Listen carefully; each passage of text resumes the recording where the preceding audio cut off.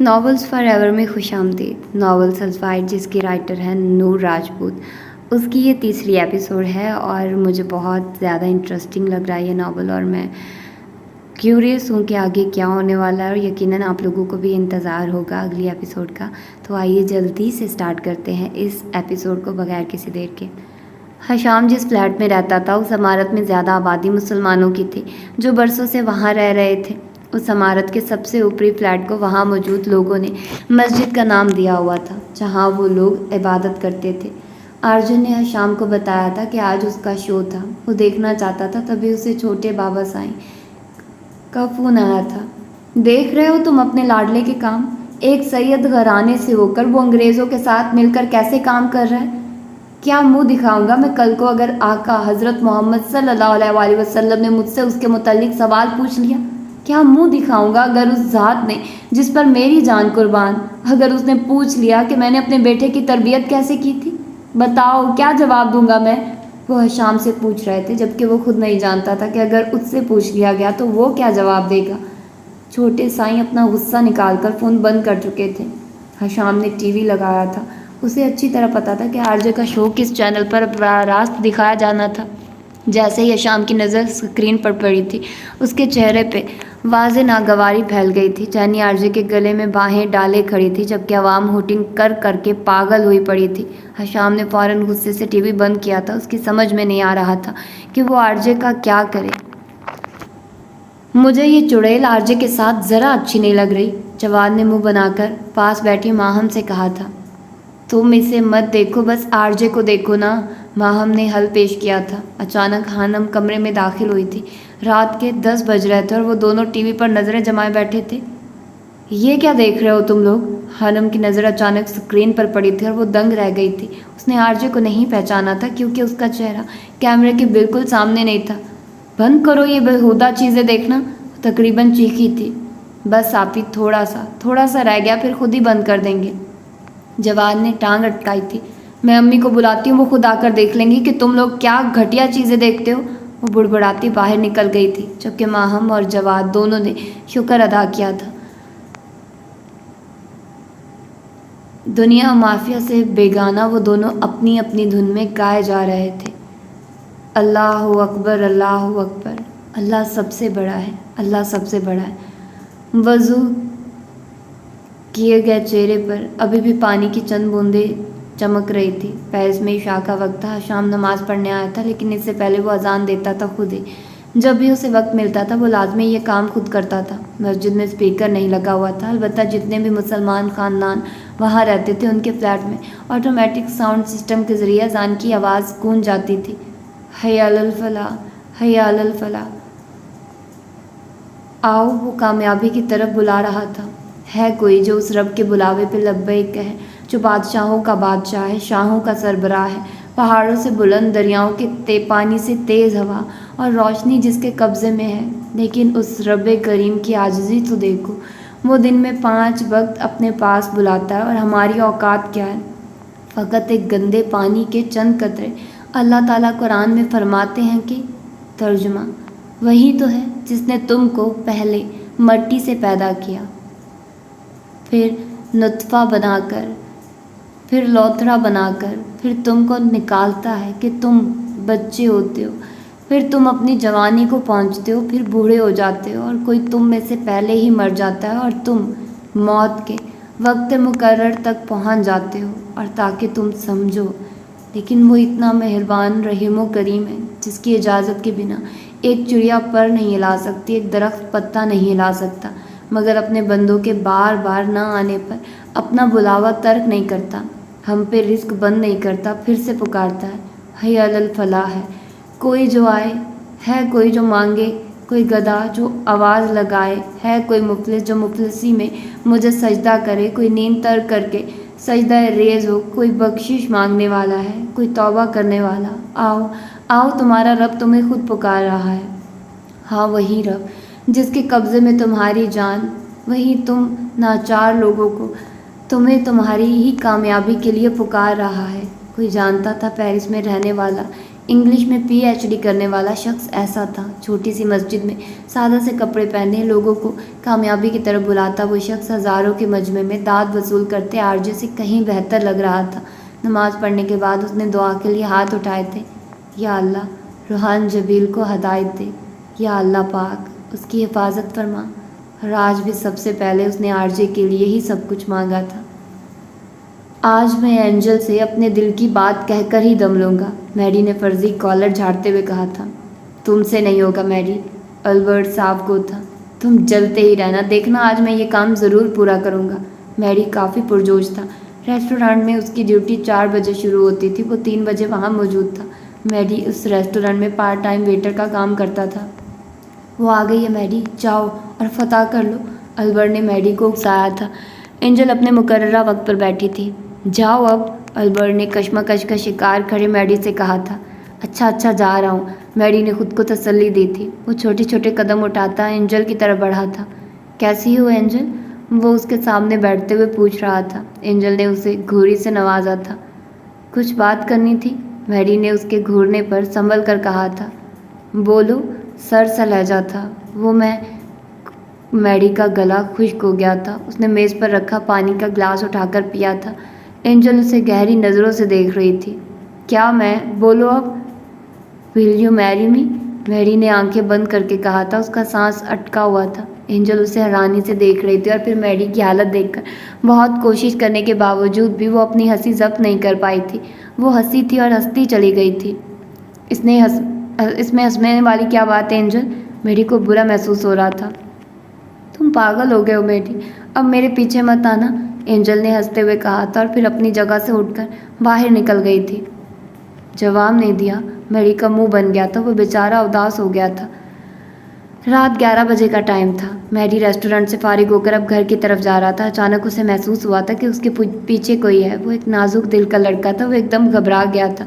1-2 बार पीछे मुड़कर देखने के बाद अब उसने अपनी रफ्तार तेज़ कर दी थी जब अचानक कोई आंधी तूफान की तरह आया था। उसके सर और चेहरे को जैकेट से ढांपने के बाद मुक्के और घूंसों की खूब बारिश की गई थी उस पर। कौन हो तुम, छोड़ दो मुझे, क्यों मार रहे हो, बचाओ मुझे, वो चीख रहा था। मेरी एंजल को प्रपोज करते हो, खबरदार जो आइंदा उसके आसपास भी नजर आए तो, मारने वाले ने उर्दू ज़बान में कहा था। मैरी को सिर्फ लफ्ज़ एंजल समझ आया था और कुछ भी नहीं। 2-4 घुंसे उसके पेट में मारने और अपनी भड़ास निकालने के बाद अब वो रात के अंधेरे में रफू चक्कर हो गया था। जबकि मैरी ने, जिसकी हालत बुरी हो गई थी, मुश्किल से अपने चेहरे से जैकेट उतारी थी और फिर बिना आगे पीछे देखे घर की तरफ दौड़ लगा दी थी। शो ख़त्म हो चुका था। अब वो लोग वापस जा रहे थे। आरजे जैनी को छोड़ने होटल जा रहा था। उनकी गाड़ी के आगे और पीछे भी गाड़ियाँ गामजन थी जिनमें जैनी की पूरी टीम थी। आज के शो के बाद आरजे की फ़ैन फॉलोइंग दुगनी पड़ी थी। वो दोनों गाड़ी की पिछली सीट पर बैठे थे। जैनी काफ़ी थकी नज़र आ रही थी, अलबत्ता नींद आरजे के आसपास भी नहीं भटकी थी। उसे इस वक्त नींद आती ही नहीं थी। जैनी आरजे से चिपकी बैठी थी, उसे कोफत हो रही थी। अचानक आरजे की नज़र सामने लगे मिरर से झांकते ड्राइवर पर पड़ी थी। वो एकदम चौंका था। जो ड्राइवर उन्हें लेकर आया था वो कोई और था। वो आंखों से पहचान गया था कि ड्राइवर बदल चुका है। आरजे को किसी गड़बड़ का एहसास हुआ था। क्या हुआ बेबी, जैनी ने उसके चेहरे का रुख अपनी तरफ किया था। आरजे की नज़र उसके गले में लगे डायमंड के नेकलेस पर पड़ी थी। उसकी आंखें सिकुड़ी थी और फिर वो शॉक्ड रह गया था। उसे लॉकेट के अंदर माइक्रो कैम नज़र आ गया था। इससे पहले वो कुछ कहता उसके मोबाइल ने चिंघाड़ना शुरू किया था। मिक्की की कॉल आ रही थी। हेलो आरजे, कहाँ हो तुम, मेरा एक्सीडेंट हो गया है। मिक्की की घुटी घुटी सी आवाज़ उभरी थी। गाड़ी रोको, आरजे ने कहा था। क्या हुआ साहब, आगे बैठे ड्राइवर ने पूछा था। मैंने कहा गाड़ी रोको, वो चिल्लाया था। जैनी डर कर उससे अलग हुई थी। हेलो आरजे, कहाँ हो तुम, मेरा एक्सीडेंट हो गया है। मिक्की की घुटी घुटी सी आवाज़ उभरी थी। गाड़ी रोको।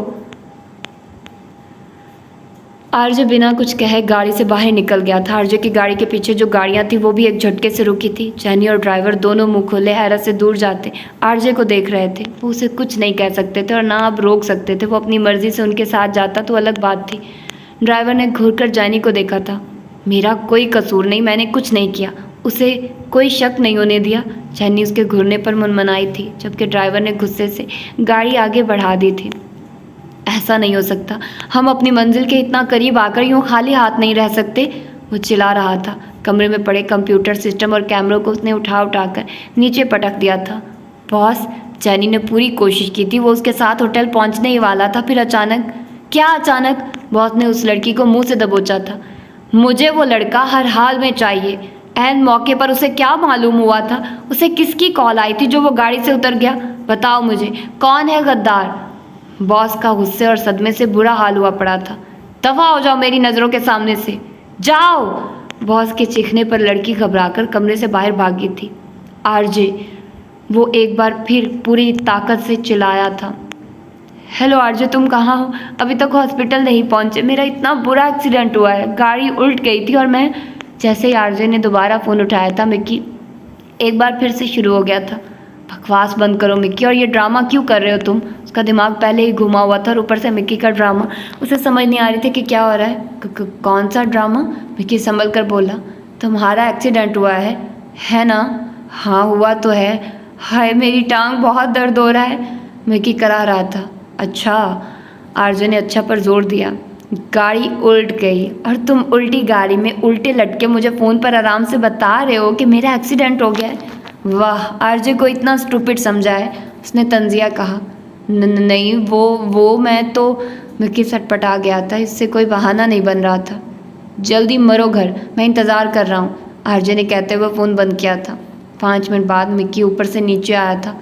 आरजे ने उसे घुरी से नवाजा था। वो घर में बैठा एक्सीडेंट का नाटक कर रहा था। छोड़ आए जैनी को, मिक्की ने उसके सामने बैठते हुए खबासत से हंसते हुए पूछा था। मुंह बंद रखो अपना। आरजे ने सोफे से कुशन उठाकर मिक्की के मुंह पर मारा था। निशाना पक्का था, कुशन सीधा उसके मुंह पर लगा था।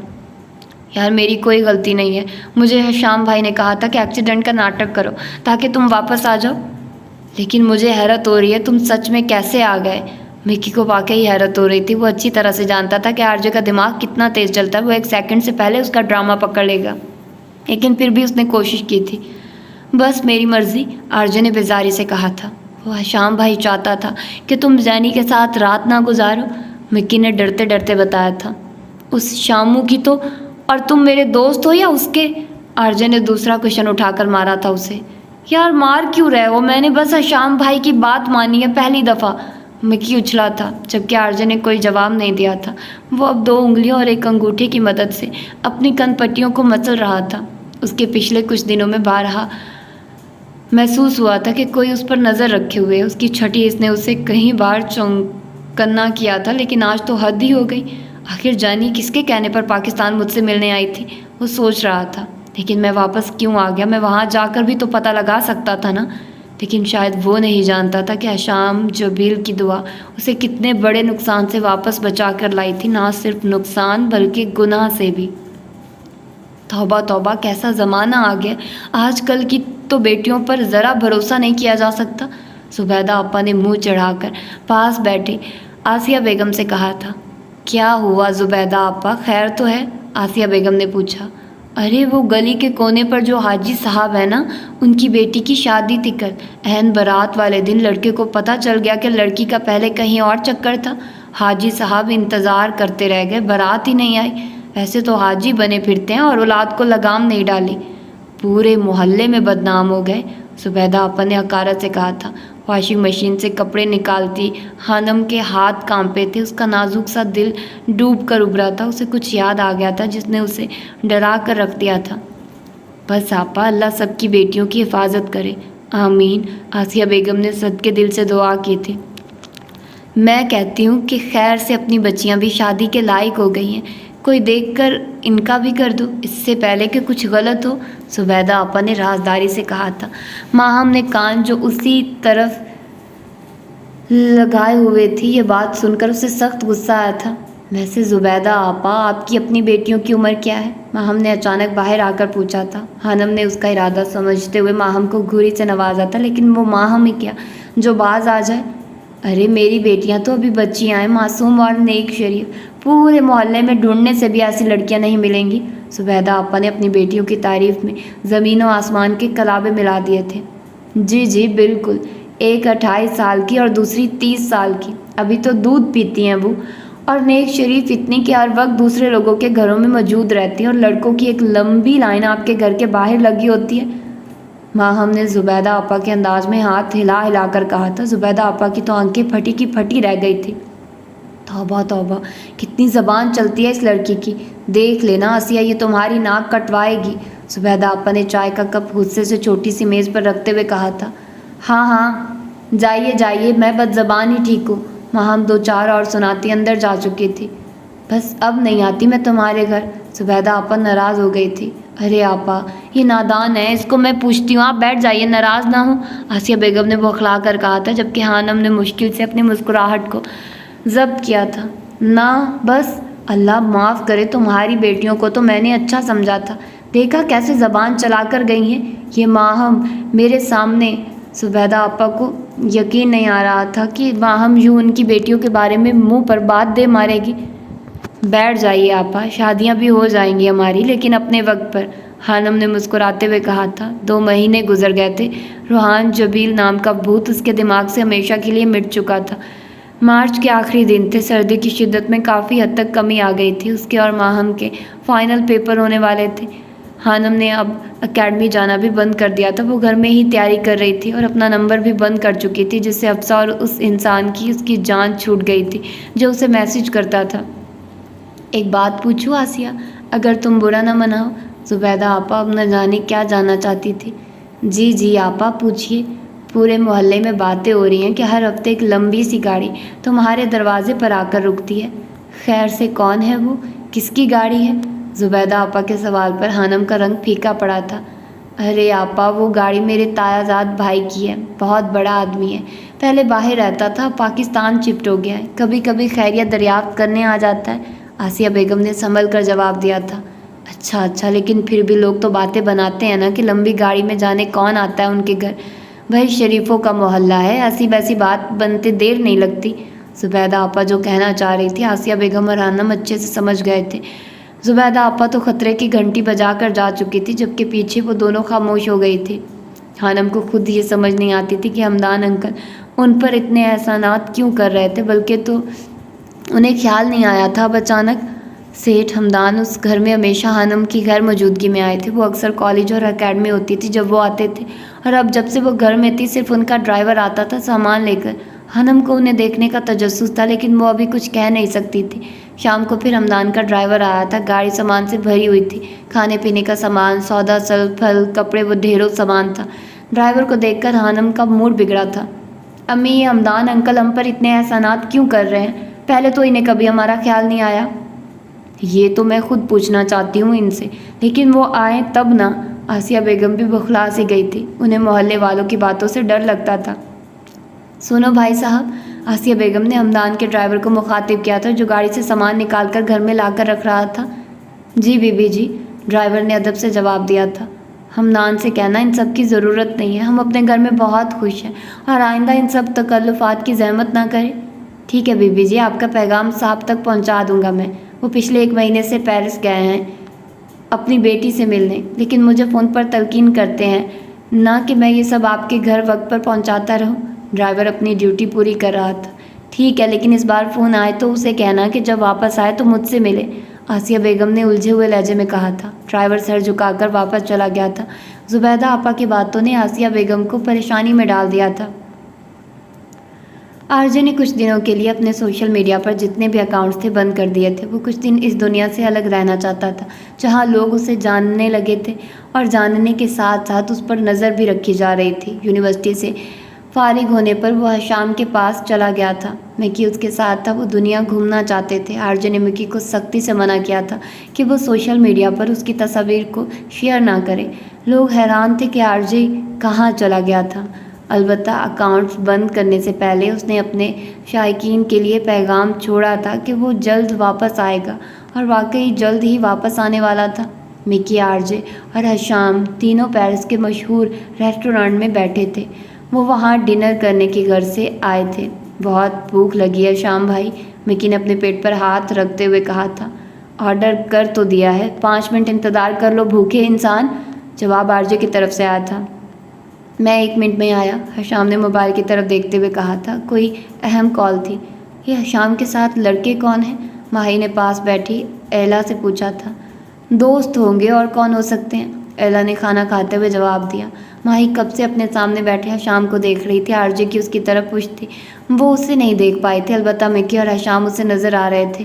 یہ اتفاق یا اس کی خوش نصیبی کہ حشام اسے آج نظر آ گیا تھا۔ ماہی نے اسے تنگ کرنا تو چھوڑ دیا تھا، لیکن چاہنا اور دیکھنا نہیں چھوڑا تھا۔ میرے ہم سفر، تیری بے رخی دل مبتلا کی شکست ہے، اسے کس طرح میں کہوں، پتہ یہ میری انا کی شکست ہے۔ تو چلا گیا مجھے چھوڑ کر، میں نے پھر بھی تجھ کو صدائیں دی، میرے ہم سفر تو رکا نہیں، یہ میری صدا کی شکست ہے۔ تجھے لا کے دل میں بٹھا دیا، تجھے راز ہر ایک بتا دیا، تو نے پھر بھی کوئی وفا نہ کی، یہ میری وفا کی شکست ہے۔ میں چراغے کونا مزاج تھا، تجھے بجلیوں کی طلب رہی، مجھے آندھیوں نے بجھا دیا، یہ میری ضیا کی شکست ہے۔ مجھے کوئی تجھ سے گلا نہیں، تو ملا تھا کب کا بچھڑ گیا، میرے جرم کی ہے یہی سزا، یہ میری سزا کی شکست ہے۔ میری خاموشی کے بیان کو تو سمجھ کے بھی نہ سمجھ سکا، میرے آنسوؤں کا پیام ہی دل بے نوا کی شکست ہے۔ غم داستان حیات کے سبھی تذکرے ہوئے رائے گا، میرے چار اگر تیرا یہ ہنر میری ہر دعا کی شکست ہے۔ مجھے خاموشی حیات میں یوں کبھی نہ کوئی گرا سکا، تیری خاموشی کی پکار ہی میری ابتدا کی شکست ہے۔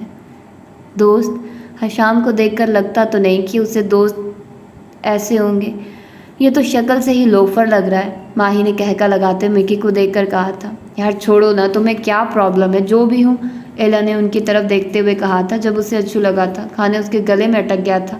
کیا ہوا ایلا، پانی پیو؟ ماہی نے اسے پانی کا گلاس تھمایا تھا۔ اوہ مائی گاڈ، ایلا کا منہ حیرت سے کھلا کا کھلا رہ گیا تھا، اس کی نظریں مکی اور آرجے پر جمی تھی۔ آرجے نے جیکٹ کے بازوؤں کو فولڈ کیا ہوا تھا اور نظر آتی بازو پر عجیب سا ٹیٹو بنا ہوا تھا جس میں آرجے لکھا نظر آ رہا تھا۔ کیا وہ انسان واقعی آرجے ہے؟ ایلا ایک دم اچھلی تھی۔ کیا ہوا ایلا، کہاں جا رہی ہو تم؟ ماہی نے اسے اٹھتے دیکھ کر پوچھا تھا، جبکہ ایلا بنا جواب دیے آرجے کی طرف بڑھ گئی تھی۔ ایکسکیوز می، آرجے کے پاس جا کر اس نے اسے مخاطب کیا تھا۔ آواز پر آرجے نے پلٹ کر دیکھا تھا اور ایلا نے منہ پر ہاتھ رکھ کر اپنی چیخ کو روکا تھا۔ وہ واقعی آرجے تھا۔ کیا میں کوئی خواب دیکھ رہی ہوں؟ وہ حیران سی دیکھ رہی تھی، جبکہ آرجے کی آنکھوں میں الجھن ابھری۔ کیا آپ سچ میں میرے سامنے ہیں؟ ایلا آرجے کی بہت بڑی مداح تھی۔ کیا آپ آرجے ہیں؟ وہ پرجوش سی پوچھ رہی تھی۔ نہیں تو، آرجے کی آنکھوں میں شرارت ابھری۔ آپ آرجے ہی ہیں، یہ آپ کا ٹیٹو، یہ میں نے دیکھا ہے آپ کی پکچرز میں، گٹار کے ساتھ، آپ نے اکثر اس ہاتھ میں پکڑا ہوتا ہے۔ ایلا نے شاید اسے کچھ زیادہ ہی فرصت سے دیکھا ہوا تھا۔ وہ مسکرا دیا تھا۔ Autograph please? ایلا نے اپنا ہاتھ آگے بڑھایا۔ میں آٹوگراف نہیں دیتا، آرجے نے انکار کیا تھا۔ اوہ سیریسلی؟ ایلا کو حیرانی ہوئی۔ لوگ تو اپنے مداحوں کو دیکھ کر شوخی ہو جاتے، ایک وہ تھا جسے فرق نہیں پڑتا تھا، پرسکون سا بیٹھا تھا۔ شاید اسے یہ چیزیں متاثر نہیں کرتی تھی، یا شاید وہ اپنی اہمیت کو اچھے سے جانتا تھا۔ سیلفی تو لے سکتی ہوں نا ایک؟ ایلا نے امید سے پوچھا تھا، اور آرجے نے اس بات میں سر ہلایا تھا۔ آرجے کے ساتھ پکچر بنانے اور کچھ باتیں کرنے کے بعد وہ ماہی کے پاس واپس آئی تھی، جو اسے کھا جانے والی نظروں سے گھور رہی تھی۔ واپس آنے کا دل تو نہیں کر رہا تھا۔ مجھے یقین نہیں آ رہا میں آرجے سے ملی ہوں۔ ایلا کی خوشی دیکھنے لائق تھی۔ تمہارے ہوتے ہوئے کوئی ہمیں دیکھتا بھی نہیں۔ ایلا کے جانے کے بعد مکی نے منہ بنایا تھا۔ ویٹر ان کی میز پر کھانا لگا رہا تھا۔ یہ حشام کہاں رہ گیا؟ آرجے بڑبڑایا تھا، جبکہ مکی موبائل پر کسی کا نمبر ملایا تھا جو بن جا رہا تھا۔ افسوس رہے گا ساری عمر، زندگی میں صرف ایک ایسی لڑکی آئی ہے جسے مکی حاصل نہیں کر سکا، جو مکی سے بچ کر نکل گئی۔ مکی نے حسرت سے موبائل کی اسکرین چمکتے نمبر کو تکتے ہوئے کہا تھا۔ تم مکی تھے نا، اس لیے آرجے ہوتا تو جانے نہ دیتا، بلکہ وہ خود نہیں جاتی۔ وہ دونوں خباثت کی تمام حدیں پار کرتے ہوئے کہکا لگا کر ہنسے تھے۔ دور بیٹھی ایلا ستائش سے اس ہینڈسم سے لڑکے کو دیکھ رہی تھی جس پر اسے حال ہی میں کرش ہوا تھا، لیکن شاید وہ نہیں جانتی تھی کہ جو انسان باہر سے خوبصورت نظر آتا ہو، ضروری نہیں اس کا اندر بھی اتنا ہی خوبصورت ہو۔ تم مکی تھے نا، اس لیے۔ آرجے کی نظر حشام پر پڑی تھی جو ان کی طرف بڑھ رہا تھا۔ اسے دیکھ کر وہ دونوں سیدھے ہو کر بیٹھ گئے تھے۔ حشام کو ایسی باتیں نہیں پسند تھی، اس لیے خاص طور پر مکی تو ڈرتا تھا اس سے، اور اس کے سامنے اس طرح کی باتیں کرنے سے گریز کرتا تھا۔ तकरीबन आधे घंटे बाद वो लोग उस रेस्टोरेंट से बाहर निकले थे। माही ने एक भी पल ऐसा नहीं था जब उसने अपनी नज़रों को हिशाम के चेहरे से हटाया हो। उसे जी भर कर देखने का मौका मिला था और उसने इस मौके से खूब फ़ायदा उठाया था। वो लोग जा चुके हैं माही, अब हमें भी चलना चाहिए। उनके जाने के बाद एला ने माही को झंझोड़ा था। हाँ ठीक है चलो। माही किसी ट्रांस के ज़ेरे असर थी। वो दोनों भी दरवाजे की तरफ बढ़ गई थी। एला आगे चल रही थी जबकि माही उसके पीछे थी। एला दरवाजे से बाहर निकल चुकी थी। जैसे ही माही ने दरवाजे से बाहर कदम बढ़ाए, एक ज़ोरदार वज़नी चीज़ उसके सर से टकराई थी। माही को अपना दिमाग घूमता हुआ महसूस हुआ था। दर्द की शिद्दत ने उसे कराहने पर मजबूर किया था। वो नीचे बैठती चली गई थी। आंखों के आगे अंधेरा छा गया था। नीचे गिरने से पहले उसने थोड़ी सी आंखें खोली थी और अपने सामने एक ऊंचे लंबे लड़के को खड़ा पाया था जो हैरानगी से उसकी तरफ देख रहा था।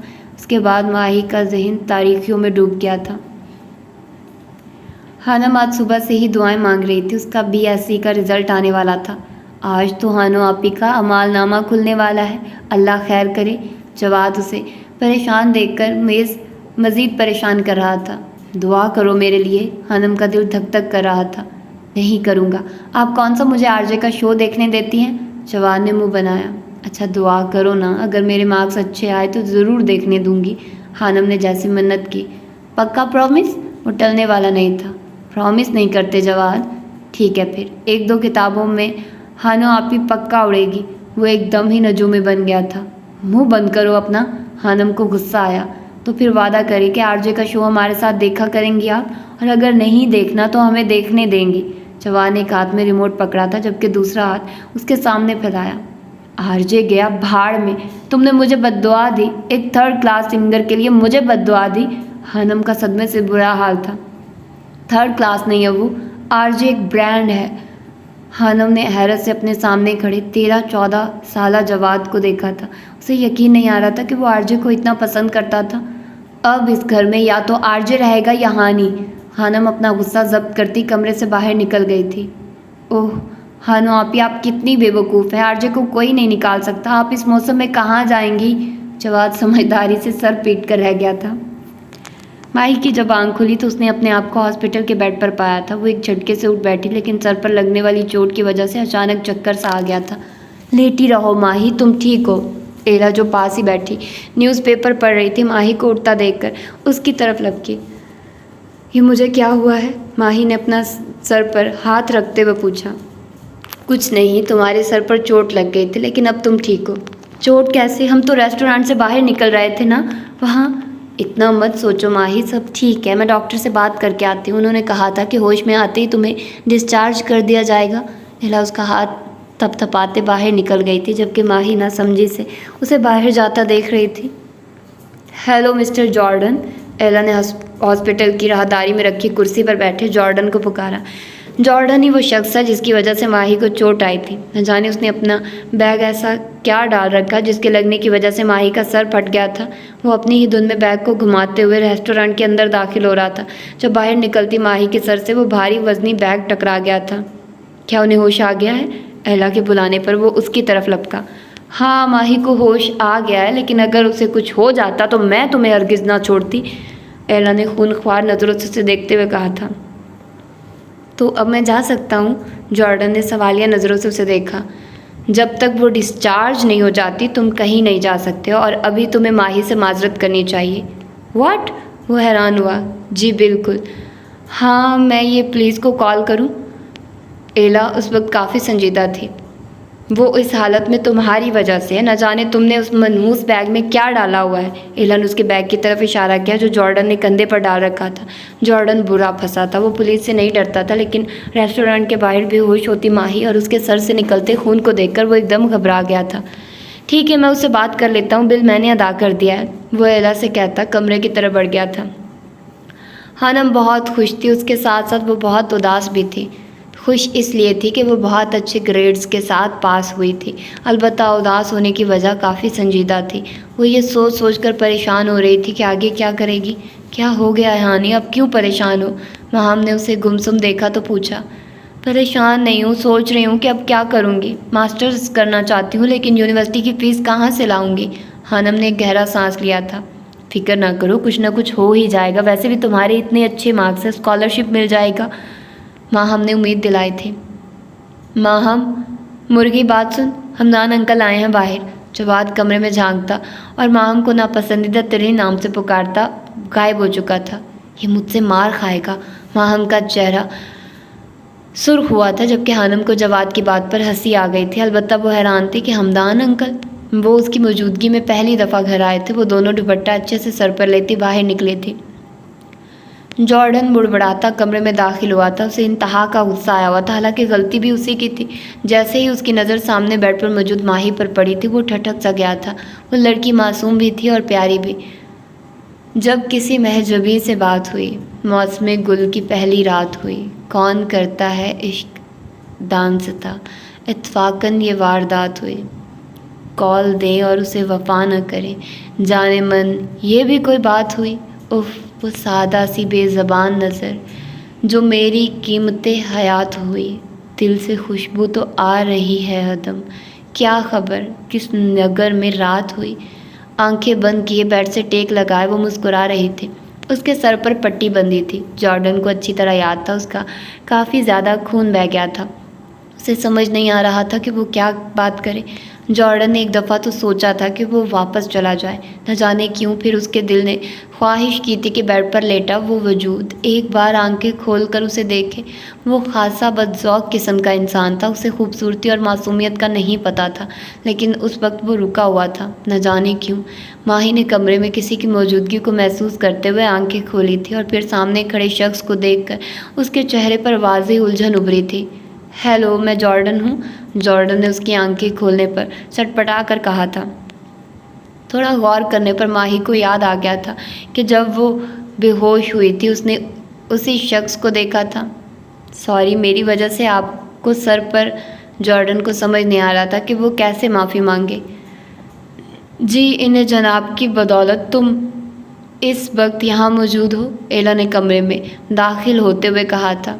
اس نے اپنا بھاری وزنی بیگ تمہارے سر پر مارا تھا۔ ایلا کی بات پر ماہی نے حیرانگی سے جارڈن کے کندھے پر لٹکے بیگ کو دیکھا تھا، جبکہ جارڈن کا دل کر رہا تھا کہ اب وہ اسی بیگ سے ایلا کا سر پھاڑ دے، لیکن اسے دیر ہو رہی تھی، اسے جلد اپنی مطلوبہ جگہ پر پہنچنا تھا۔ اٹس اوکے مسٹر جارڈن، ہو جاتا ہے، ماہی نے رحم دلی سے کہا تھا۔ وہ دونوں حیران ہوئے تھے۔ جارڈن کو اندازہ نہیں تھا کہ وہ اسے معاف کر دے گی، اگر نہ بھی کرتی تو وہ اس کا کچھ بگاڑ نہیں سکتی تھی، لیکن وہ سچ میں حیران ہوا تھا۔ ماہی کے چہرے پر شفیق سی مسکراہٹ تھی۔ کمرے میں ڈاکٹر داخل ہوا تھا، وہ اب ماہی کا چیک اپ کر رہا تھا۔ ایلا غصے سے بڑبڑا رہی تھی۔ جارڈن کو جب اپنا آپ وہاں اضافی لگا تو وہ خاموشی سے وہاں سے نکل آیا تھا۔ وہ تیز تیز قدم اٹھاتا باہر کی جانب بڑھ رہا تھا۔ اسے اچھے سے یاد تھا کہ اس وقت اینتھنی اس کا انتظار کر رہا ہوگا۔ ماشاءاللہ، تمہاری بیٹیاں بہت پیاری ہیں آسی، حمدان نے اپنے سامنے میز پر چائے رکھتی حانم کو دیکھ کر کہا تھا۔ اتنی زبردست کامیابی پر بہت بہت مبارک ہو بیٹا۔ انہوں نے حانم کے سر پر ہاتھ رکھا تھا۔ حانم کا ایک دم شفقت کا احساس ہوا تھا۔ میں بھی مہین سے مل کر آیا ہوں، ابھی کچھ دن پہلے بزنس ٹور تھا۔ معذرت کرتا ہوں اتنے دنوں سے خیریت پوچھنے نہیں آیا، وہ چائے کا کپ اٹھاتے ہوئے کہہ رہا تھا۔ حانم کو حیرت ہوئی تھی کہ اتنا بڑا آدمی کیسے عام لوگوں کی طرح ان کے گھر میں موجود تھا، اور تو اور اوپر سے معذرت کر رہا تھا۔ گرے رنگ کی پینٹ پر سفید شرٹ اور گرے ہی کوٹ پہنے وہ شخص انتہا کی شاندار شخصیت کا مالک تھا۔ عمر 50 کے قریب تھی، لیکن وہ 40-45 سے زیادہ کا نہیں لگتا تھا۔ کیسی ہے آپ کی بیٹی؟ چھوٹی ہو گئی نا وہ تو، کیونکہ میری شادی کے بعد ہی آپ کی شادی ہوئی تھی نا۔ آسیہ بیگم اب 20-22 پہلے کی طرح اسے تم نہیں بلا پا رہی تھی۔ وہ اب کافی روبدار شخصیت کا مالک بن گیا تھا۔ ان کی بات سن کر ایک پل کے لیے سیٹھ حمدان کے چہرے کا رنگ پھیکا پڑا تھا۔ ہاں وہ ٹھیک ہے، وہ ہنس دیے تھے، ٹوٹی پھوٹی سی ہنسی۔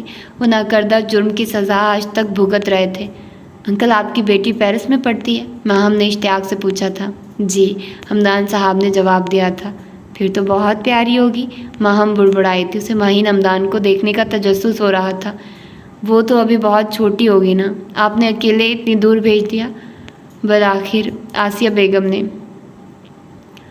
وہ سوال پوچھ ہی لیا تھا جس سے حمدان صاحب بچنا چاہ رہے تھے۔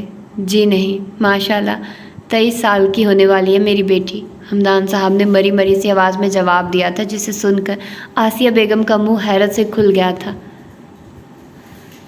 ٹائیگر باکسنگ کلب تماش بینوں سے بھرا پڑا تھا۔ جارڈن، جارڈن، ہر طرف سے جارڈن کے نعرے لگ رہے تھے۔ سنو جارڈن، تم نے ہارنا ہے اس بار. اگر تم جانی سے ہار گئے تو ہم بہت سا پیسہ کما سکتے ہیں. اینتھنی اس کے پاس کھڑا اس کے کانوں میں جیسے منتر پھونک رہا تھا. سن رہے ہو نا تم؟ اینتھنی نے اسے متوجہ نہ پا کر دوبارہ کہا. سن رہا ہوں. جارڈن کی آنکھیں سرخ انگارہ ہو رہی تھی. ریلیکس رہو، بس تم نے ہارنا ہے. وہ اسے حکم دیتا ایک سائڈ پر چلا گیا تھا اور اب جارڈن ہٹے کٹے جانی کے سامنے کھڑا تھا. جیسے ہی سٹی کی آواز گونجی جانی اس کی طرف لپکا تھا. وہ اب بری طرح ایک دوسرے پر وار کر رہے تھے. جارڈن سرخ جبکہ جانی پیلے رنگ کی وردی میں ملبوس تھا. جارڈن ایک زوردار گھونسا جانی کے منہ پر مارا تھا. جانی پیچھے کی جانب لڑکھڑایا. ہر طرف سے جارڈن کی صدائیں گونج اٹھی تھی. وہاں اس کے چاہنے والے شائقین کی بہت بڑی تعداد موجود تھی. اینتھنی نے جارڈن کو اشارہ کیا تھا اور جارڈن نے خود کو ڈھیلا چھوڑ دیا تھا. اب جانی اسے بری طرح پیٹ رہا تھا جبکہ جارڈن سے مارنے کا تکلف کر رہا تھا. جارڈن پر پیسہ لگانے والے لوگ ایک دم بجھ سے گئے تھے. جانی نے ایک زوردار مکہ جارڈن کے منہ پر مارا تھا. جارڈن کے منہ سے خون نکل آیا تھا. جیسے ہی جارڈن کی نظر اپنے خون پر پڑی اس کی آنکھوں میں ریسٹورنٹ کے باہر نیچے گرتی ماہی کا سراپا گھوم گیا جس کے سر سے خون بہہ رہا تھا. جارڈن کا دماغ ایک دم گھوما تھا. وہ کسی خون خوار جانور کی طرح جانی کی طرف بڑھا تھا. جارڈن نو نو جارڈن. اینتھنی جارڈن کے بدلے ہوئے تیور دیکھ کر آہستہ سے بڑبڑایا تھا کیونکہ وہ جانتا تھا اب جانی کی خیر نہیں تھی. وہ ہارنے کے ساتھ ساتھ اپنی ہڈیاں بھی توڑوانے والے تھا. اینتھنی سر پیٹ کر رہ گیا تھا. یہ موبائل کس کے لیے ہے؟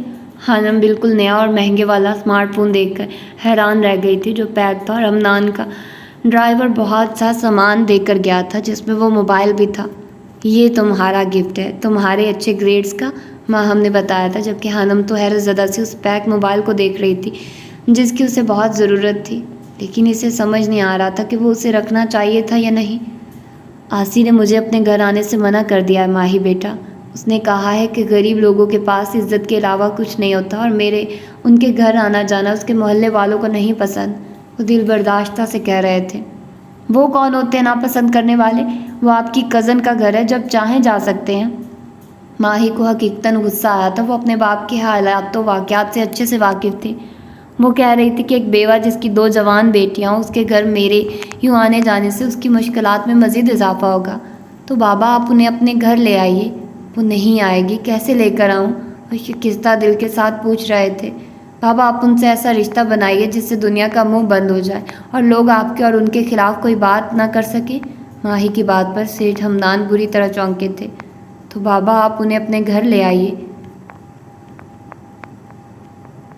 ماہی کی بات پر اوکے بابا مجھے کام ہے، میں کچھ دیر بعد کال کرتی ہوں آپ کو. ماہی فون بند کر چکی تھی مگر وہ سیٹھ ہمدان صاحب کو گہری سوچ میں ڈال گئی تھی. اماں یہ مہنگا موبائل ہے، میں کیسے رکھ سکتی ہوں؟ وہ آسیہ بیگم کے پاس کھڑی تھی. خود ہی تو کہہ رہی تھی کہ تمہیں بہت ضرورت پڑتی ہے. ہاں ضرورت ہے لیکن انہیں کس نے بتایا؟ خانم کو اچھا نہیں لگ رہا تھا. وہ ایک خوددار لڑکی تھی. پہلے ہی ہمدان صاحب ان کے لیے بہت کچھ کر رہے تھے اور اب اوپر سے وہ الجھ کر رہ گئی تھی. میں نے تو نہیں بتایا، انہوں نے اپنی مرضی سے بھیجا ہے. نہیں رکھنا تو ٹھیک ہے واپس کر دیں گے. آسیہ بیگم نے صاف بات کی. امی انکل کو برا لگے گا، انہوں نے اتنے پیار سے تحفہ دیا اور ہانی تمہیں اچھی طرح سے پتہ ہے کہ تحائف واپس کرنا اچھی بات نہیں ہے. ماہم نے سمجھداری کی بات کی تھی. ایسے اگر تم نے نہیں رکھنا تو مجھے دے دو، ماہم نے شرارت سے کہا تھا جبکہ خانم اس سے گھورتی اندر چلی گئی تھی. انکل اتنا مہنگا گفٹ دینے کی کیا ضرورت تھی؟ وہ ہمدان صاحب کا نمبر ملائے اب ان سے بات کر رہی تھی. کیوں بیٹا پسند نہیں آیا آپ کو؟ انہوں نے پریشانی سے پوچھا. نہیں انکل ایسی بات نہیں ہے، لیکن کیا بیٹا؟ کل کو آپ یونیورسٹی جائیں گی، آپ کو بہت ضرورت پڑنے والی ہے. یونیورسٹی کا نام سن کر خانم کے دل میں حسرت ابھری تھی. اب وہ کیا کہتی کہ وہ لوگ اتنا کچھ افورڈ نہیں کر سکتے. انکل پتہ نہیں یونیورسٹی جانا بھی ہے یا نہیں، اور اگر قسمت لے کر گئی تب لے لیتی نا. کیوں قسمت کی بات کیوں؟ کیا آپ مزید تعلیم جاری نہیں رکھنا چاہتی؟ وہ بہت شائستگی سے پوچھ رہے تھے. ایسی بات نہیں ہے انکل. خانم سے کوئی جواب نہیں بن رہا تھا. اسے شرمندگی سے محسوس ہو رہی تھی. اچھا آپ ایسا کریں کہ جس یونیورسٹی میں دل چاہے اپلائی کر دیں، باقی میں خود دیکھ لوں گا. ہمدان صاحب کی بات نے اسے سن کر دیا تھا. لیکن انکل جانتا ہوں کہ آپ بہت خوددار بچی ہیں، میں کوئی احسان نہیں کر رہا. یہ ایک قرض ہوگا، جب آپ اس قابل ہو جائیں اتار دینا. हनम की आंखों में नमी सी फैली थी। शायद उसकी दुआएं सुन ली गई थी। उसे समझ नहीं आ रहा था कि क्या जवाब दे। अचानक ही जैसे बहुत मजबूत सहारा अल्लाह ने उनके लिए बना दिया था। वो मज़ीद कुछ बातें करने के बाद फ़ोन बंद कर चुकी थी। उसकी खुशी की इंतहा नहीं रही थी। हनम को लग रहा था जैसे उसके ख्वाब उसके बहुत करीब हैं। वो हाथ बढ़ाएगी और उनकी ताबीर पालेगी। लेकिन शायद वो ये भूल गई थी कि ख्वाबों की ताबीर कभी कभी उल्टी भी निकल आती है। ये ख्वाब इंसान को कामयाबी की बुलंदियों पर ले जाने की बजाय ऐसे अंधेरों में फेंक देते हैं जहाँ इंसान सारी उम्र तड़पता और सिसकता रहता है, लेकिन इन अंधेरों से नहीं निकल सकता। और तारीख गवाह है, औरत को ख्वाब देखने की हर ज़माने में एक बहुत भारी कीमत चुकानी पड़ती है। मैं दुआ कर रही हूँ मेहरू कि मेरा पंजाब यूनिवर्सिटी लाहौर में दाखिला हो जाए ताकि मैं अंकल पर ज़्यादा बोझ ना बनूं। मेरी उससे मिलने घर आई थी। दोनों ने एक साथ एमएससी के लिए 3-4 यूनिवर्सिटियों में अप्लाई किया था। तुम जहाँ एडमिशन लोगी मैं तुम्हारे साथ रहूँगी हानी, फिक्र ना करो, मेहरू ने उसे दिलासा दिया था। मुझे अच्छी लगती है, बस दुआ करो मैं वहाँ चली जाऊँ। पीयू, वो तो मैं जानती हूँ, लेकिन बहुत बड़ी है। मैंने सर्च किया था नेट पर, इतनी बड़ी है कि इंसान वहाँ जाकर गुम हो जाए। न जाने किस एहसास के तहत खोई खोई से लहजे में कह रही थी। क्या ऑल फॉल बोल रही हो आनी? 1000 दफ़ा कहा है कि ऐसी बातें ना किया करो, आसिया बेगम ने सख्त से लहजे में कहा था। बस आंटी ये ऐसे ही करती है, मेरा हौसला है जो मैं इसे झेलती हूँ, मेहरू ने शरारत से कहा था। बस बस अब मिल जाओ दोनों, सारी गलती मेरी ही है। वो एकदम नाराज़ हो गई थी, जबकि मेहरू उसके मुंह बनाने पर हंस दी थी। वो प्ले ग्राउंड बास्केटबॉल की प्रैक्टिस कर रहा था जब मोबाइल पर आने वाली कॉल ने उसे अपनी तरफ मतवज्जे किया। कौन है ये रबिश, तंग किए जा रहा है? आरजे ने बुड़बुड़ाते हुए गुस्से से मोबाइल जेब से निकाला और स्क्रीन पर उभरने वाला नाम देखकर ज़बान दांतों तले दबा ली। हाय बड़े डैड, कैसे हैं आप? उज़िया जबील को बड़े डैड कहकर पुकारता था। मैं ठीक हूँ, तुम सुनाओ कैसे हो? मैं एकदम फिट हूँ। कैसे याद किया आपने? आरजे हैरान था। तुम्हारा बीबीए मुकम्मल हो गया है ना? जी हो गया मुकम्मल। तो तुम लंदन चले जाओ या फिर अमेरिका या हशाम के पास। मैं चाहता हूँ तुम एमबीए करो और फिर बिज़नेस में मेरा साथ दो। तुम हशाम को तो अच्छे से जानते हो, उसे बिज़नेस में दिलचस्पी नहीं। वो तुम्हारे बाबा की तरह गद्दी पर बैठेगा, सियासत करेगा और लोगों की खिदमत करेगा। उन्होंने साफ साफ अपनी बात मुकम्मल की थी। आरजे के चेहरे पर वाज़ेह नागवारी फैली थी। बड़े डैड, अगर आप मुझे अच्छे से जानते हैं, मैं वहीं काम करता हूँ जो मेरा दिल चाहता है, और मैं अपनी यूनिवर्सिटी को छोड़कर अभी नहीं जाने वाला। अलबत्त अगर कुछ माह में मेरा मूड बदल गया तो आपको बता दूंगा। लेकिन तुम्हें अब डैड, मेरा मैच है, मैं बाद में बात करता हूँ। वो उनकी बात सुने बिना फ़ोन बंद कर चुका था। क्या मुसीबत है यार, क्यों पीछे पड़ गए हैं मेरे? जीने क्यों नहीं देते? आरजे ने बुड़बुड़ाते हुए मोबाइल ऑफ किया था। देखो आसिया, मैं तुमसे बहुत ज़रूरी बात करने आई हूँ, मेरी बात को ध्यान से सुनना। सुबैदा आपा आज फिर उनके घर हाजिर थी। हनम को कुछ गैर मामूली सा महसूस हो रहा था। ये फिर आ गई लोगों की बुराइयां करने, माहम ने नागवारी से कहा था। मुझे कुछ ठीक नहीं लग रहा। हनम का दिल न जाने क्यों डर रहा था। जी जी आपा बोलिए, आसिया बेगम ने मतवज्जे होते हुए कहा था। अरे शुक्र अदा करो आसिया, मैं तुम्हारी बेटी यानी अपनी हानि के लिए रिश्ता लाई हूँ। हनम ने उनकी बात सुनकर थक से रह गई थी। रिश्ता? लेकिन मैंने तो आपसे नहीं कहा था। आसिया बेगम हैरान थी। इसीलिए तो कह रही हूँ कि शुक्र अदा करो, घर बैठे ही अल्लाह ने तुम्हारी सुन ली। शायद अल्लाह को यतीम बच्ची पर तरस आ गया, इसलिए खुद ही रास्ता आसान कर दिया। सुबैदा आपा की बात सुनकर हनम के अंदर छन से कुछ टूटा था। यतीमी और गुर्बत उनके लिए गाली बनकर रह गई थी। लगता है ये उस दिन वाली इज्जत भूल गई हैं, आज दोबारा करनी पड़ेगी। वहाँ हमने रसाला एक तरफ रखा और बेड से नीचे उतर जूते पहनते हुए कहा था। मैं कुछ समझी नहीं आपा। किसका रिश्ता? तारिक को जानती हो ना, ये जो दूसरी गली में रहता है, उसका रिश्ता लाई हूँ। उसके घर वाले दिलो जान से कबूल करने को तैयार हैं अपनी बच्ची को। कैसी बातें कर रही हैं आपा आप? वो तारिक मोहल्ले का सबसे बदनाम लड़का है, आप उसके लिए मेरी हानि का रिश्ता? आसिया बेगम तो दंग रह गई थी, जबकि तारिक का नाम सुनकर हनम का दिमाग घूमा था। वो एक इंतहाई घटिया किस्म का लड़का था। वो जब भी कॉलेज और एकेडमी जाती थी अक्सर चौक पर खड़ा मिलता था, पान चबाता, सुर्ख दांत। हनम को उसे देखकर घिन आती थी।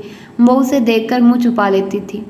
ارے کیا ہو گیا ہے، دیکھا بھالا لڑکا ہے، اور ویسے بھی کون لیتا ہے آج کل غریب اور یتیم کی بیٹی کا رشتہ؟ وہ تو بھلا ہو اس طارق کا جو اس نے خود رشتے کی بات کی ہے۔ کتنے پیسے دیے ہیں اس لفنگے نے آپ کو جو آپ یہاں اس کا رشتہ لینے آ گئی؟ شکل دیکھی ہے اس نے اپنی؟ میرا بس چلے نا، جوتی ماروں اس کے منہ پر۔ وہاں ہم زبیدہ آپا کے سامنے آ کر ایک دم پھٹ پڑی تھی۔ زبان سنبھال کر بات کرو لڑکی، اپنی اوقات دیکھی ہے تم لوگوں نے؟ گھر آئی رحمت کو ٹکرا رہے ہو، زبیدہ آپا نے بھڑک کر کہا تھا۔ ہم لوگ اپنی اوقات اچھے سے جانتے ہیں، اوقات تو آپ دکھانے آئی ہیں اپنی، 4 پیسے لے کر دین ایمان بیچ کر ایک گھٹیا لڑکے کو نیک اور شریف بنا رہی ہیں۔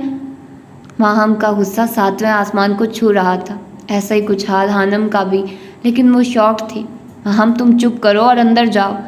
دیکھیے زبیدہ آپا، مجھے ابھی شادی نہیں کرنی اپنی بیٹیوں کی، اور نہ ہی مجھے یہ رشتہ قبول ہے۔ جب کرنا ہوگا میں آپ کو بتا دوں گی۔ آسیہ بیگم کی بات سن کر ہانم کی روح تک سکون اتر گیا تھا۔ ارے شادی نہ صحیح منگنی تو کر لو، سہارا ہوگا ایک، ویسے بھی اکیلی لڑکیوں کا یوں باہر آنا جانا اچھا نہیں ہوتا۔ انہوں نے ہانم کے کالج اور شام کو اکیڈمی جانے پر تانا مارا تھا۔ آپ اٹھیے اور نکلیے ابھی ہمارے گھر سے، ہمیں کوئی منگنی شنگنی نہیں کرنی۔ ماہم نے آگے بڑھ کر باہر کا دروازہ کھولا تھا۔ زبیدہ آپا کا منہ اس عزت افزائی پر غصے سے سرخ ہو گیا تھا۔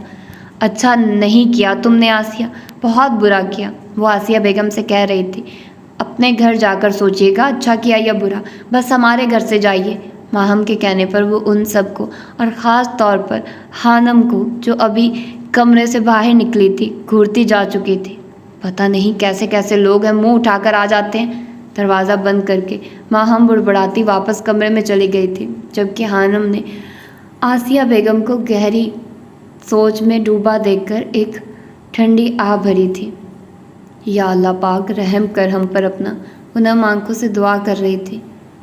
یار آرجے، آج کل مجھے عجیب سی بے چینی ہو رہی ہے، مکی آرجے کے پاس بیٹھا کہہ رہا تھا۔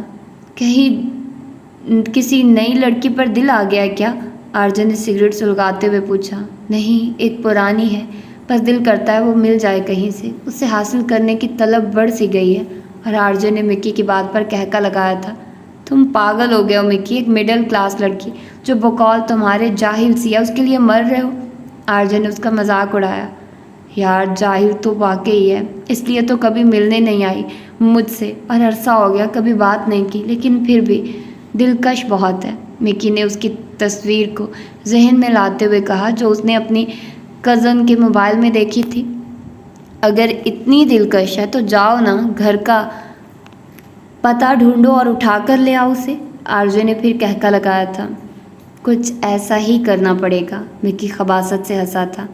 یار ویسے میرا تو اس لڑکی سے کوئی رشتہ نہیں، تم تو بڑے دل والے ہو، بھابھی کو چھوڑ دیا نکاح کر کے، مکی نے ایک آنکھ دباتے ہوئے کہا تھا۔ ویسے ماننا پڑے گا یار، موبائل تو اس کے پاس بٹنوں والا تھا، اور غرور توبہ توبہ، وہ خالص جاہلانہ قسم کے انداز میں بولا تھا، بالکل مکی والا انداز۔ آرجے کو اچھے سے یاد تھا کہ ہانم کے پاس اسمارٹ فون نہیں تھا۔ اس کی بات سن کر مکی کا چھت پھاڑ کہکا گونجا تھا۔ اوکے یار، ٹاپک چینج کرو، دماغ نہ خراب کرو۔ یہ کس کی جستجو رکھتی ہے الجھنوں میں مجھے، وہ کون ہے جو مجھے مل نہیں رہا مجھ میں؟ ایک پل کے اندر وہ واپس آرجے بن گیا تھا، جسے کسی چیز سے نہ فرق پڑتا تھا اور نہ کسی چیز سے دلچسپی تھی، لیکن نہ جانے کیوں ہانم کے ذکر پر اسے عجیب سی بے چینی ہوئی تھی، اور مکی کو کبھی بھی حیرت ہوتی تھی کہ آرجے میں ہانم کا مذاق کیسے اڑا لیتا تھا اس کے ساتھ مل کر، حالانکہ اس نے کبھی کسی لڑکی کو موضوع گفتگو نہیں بنایا تھا۔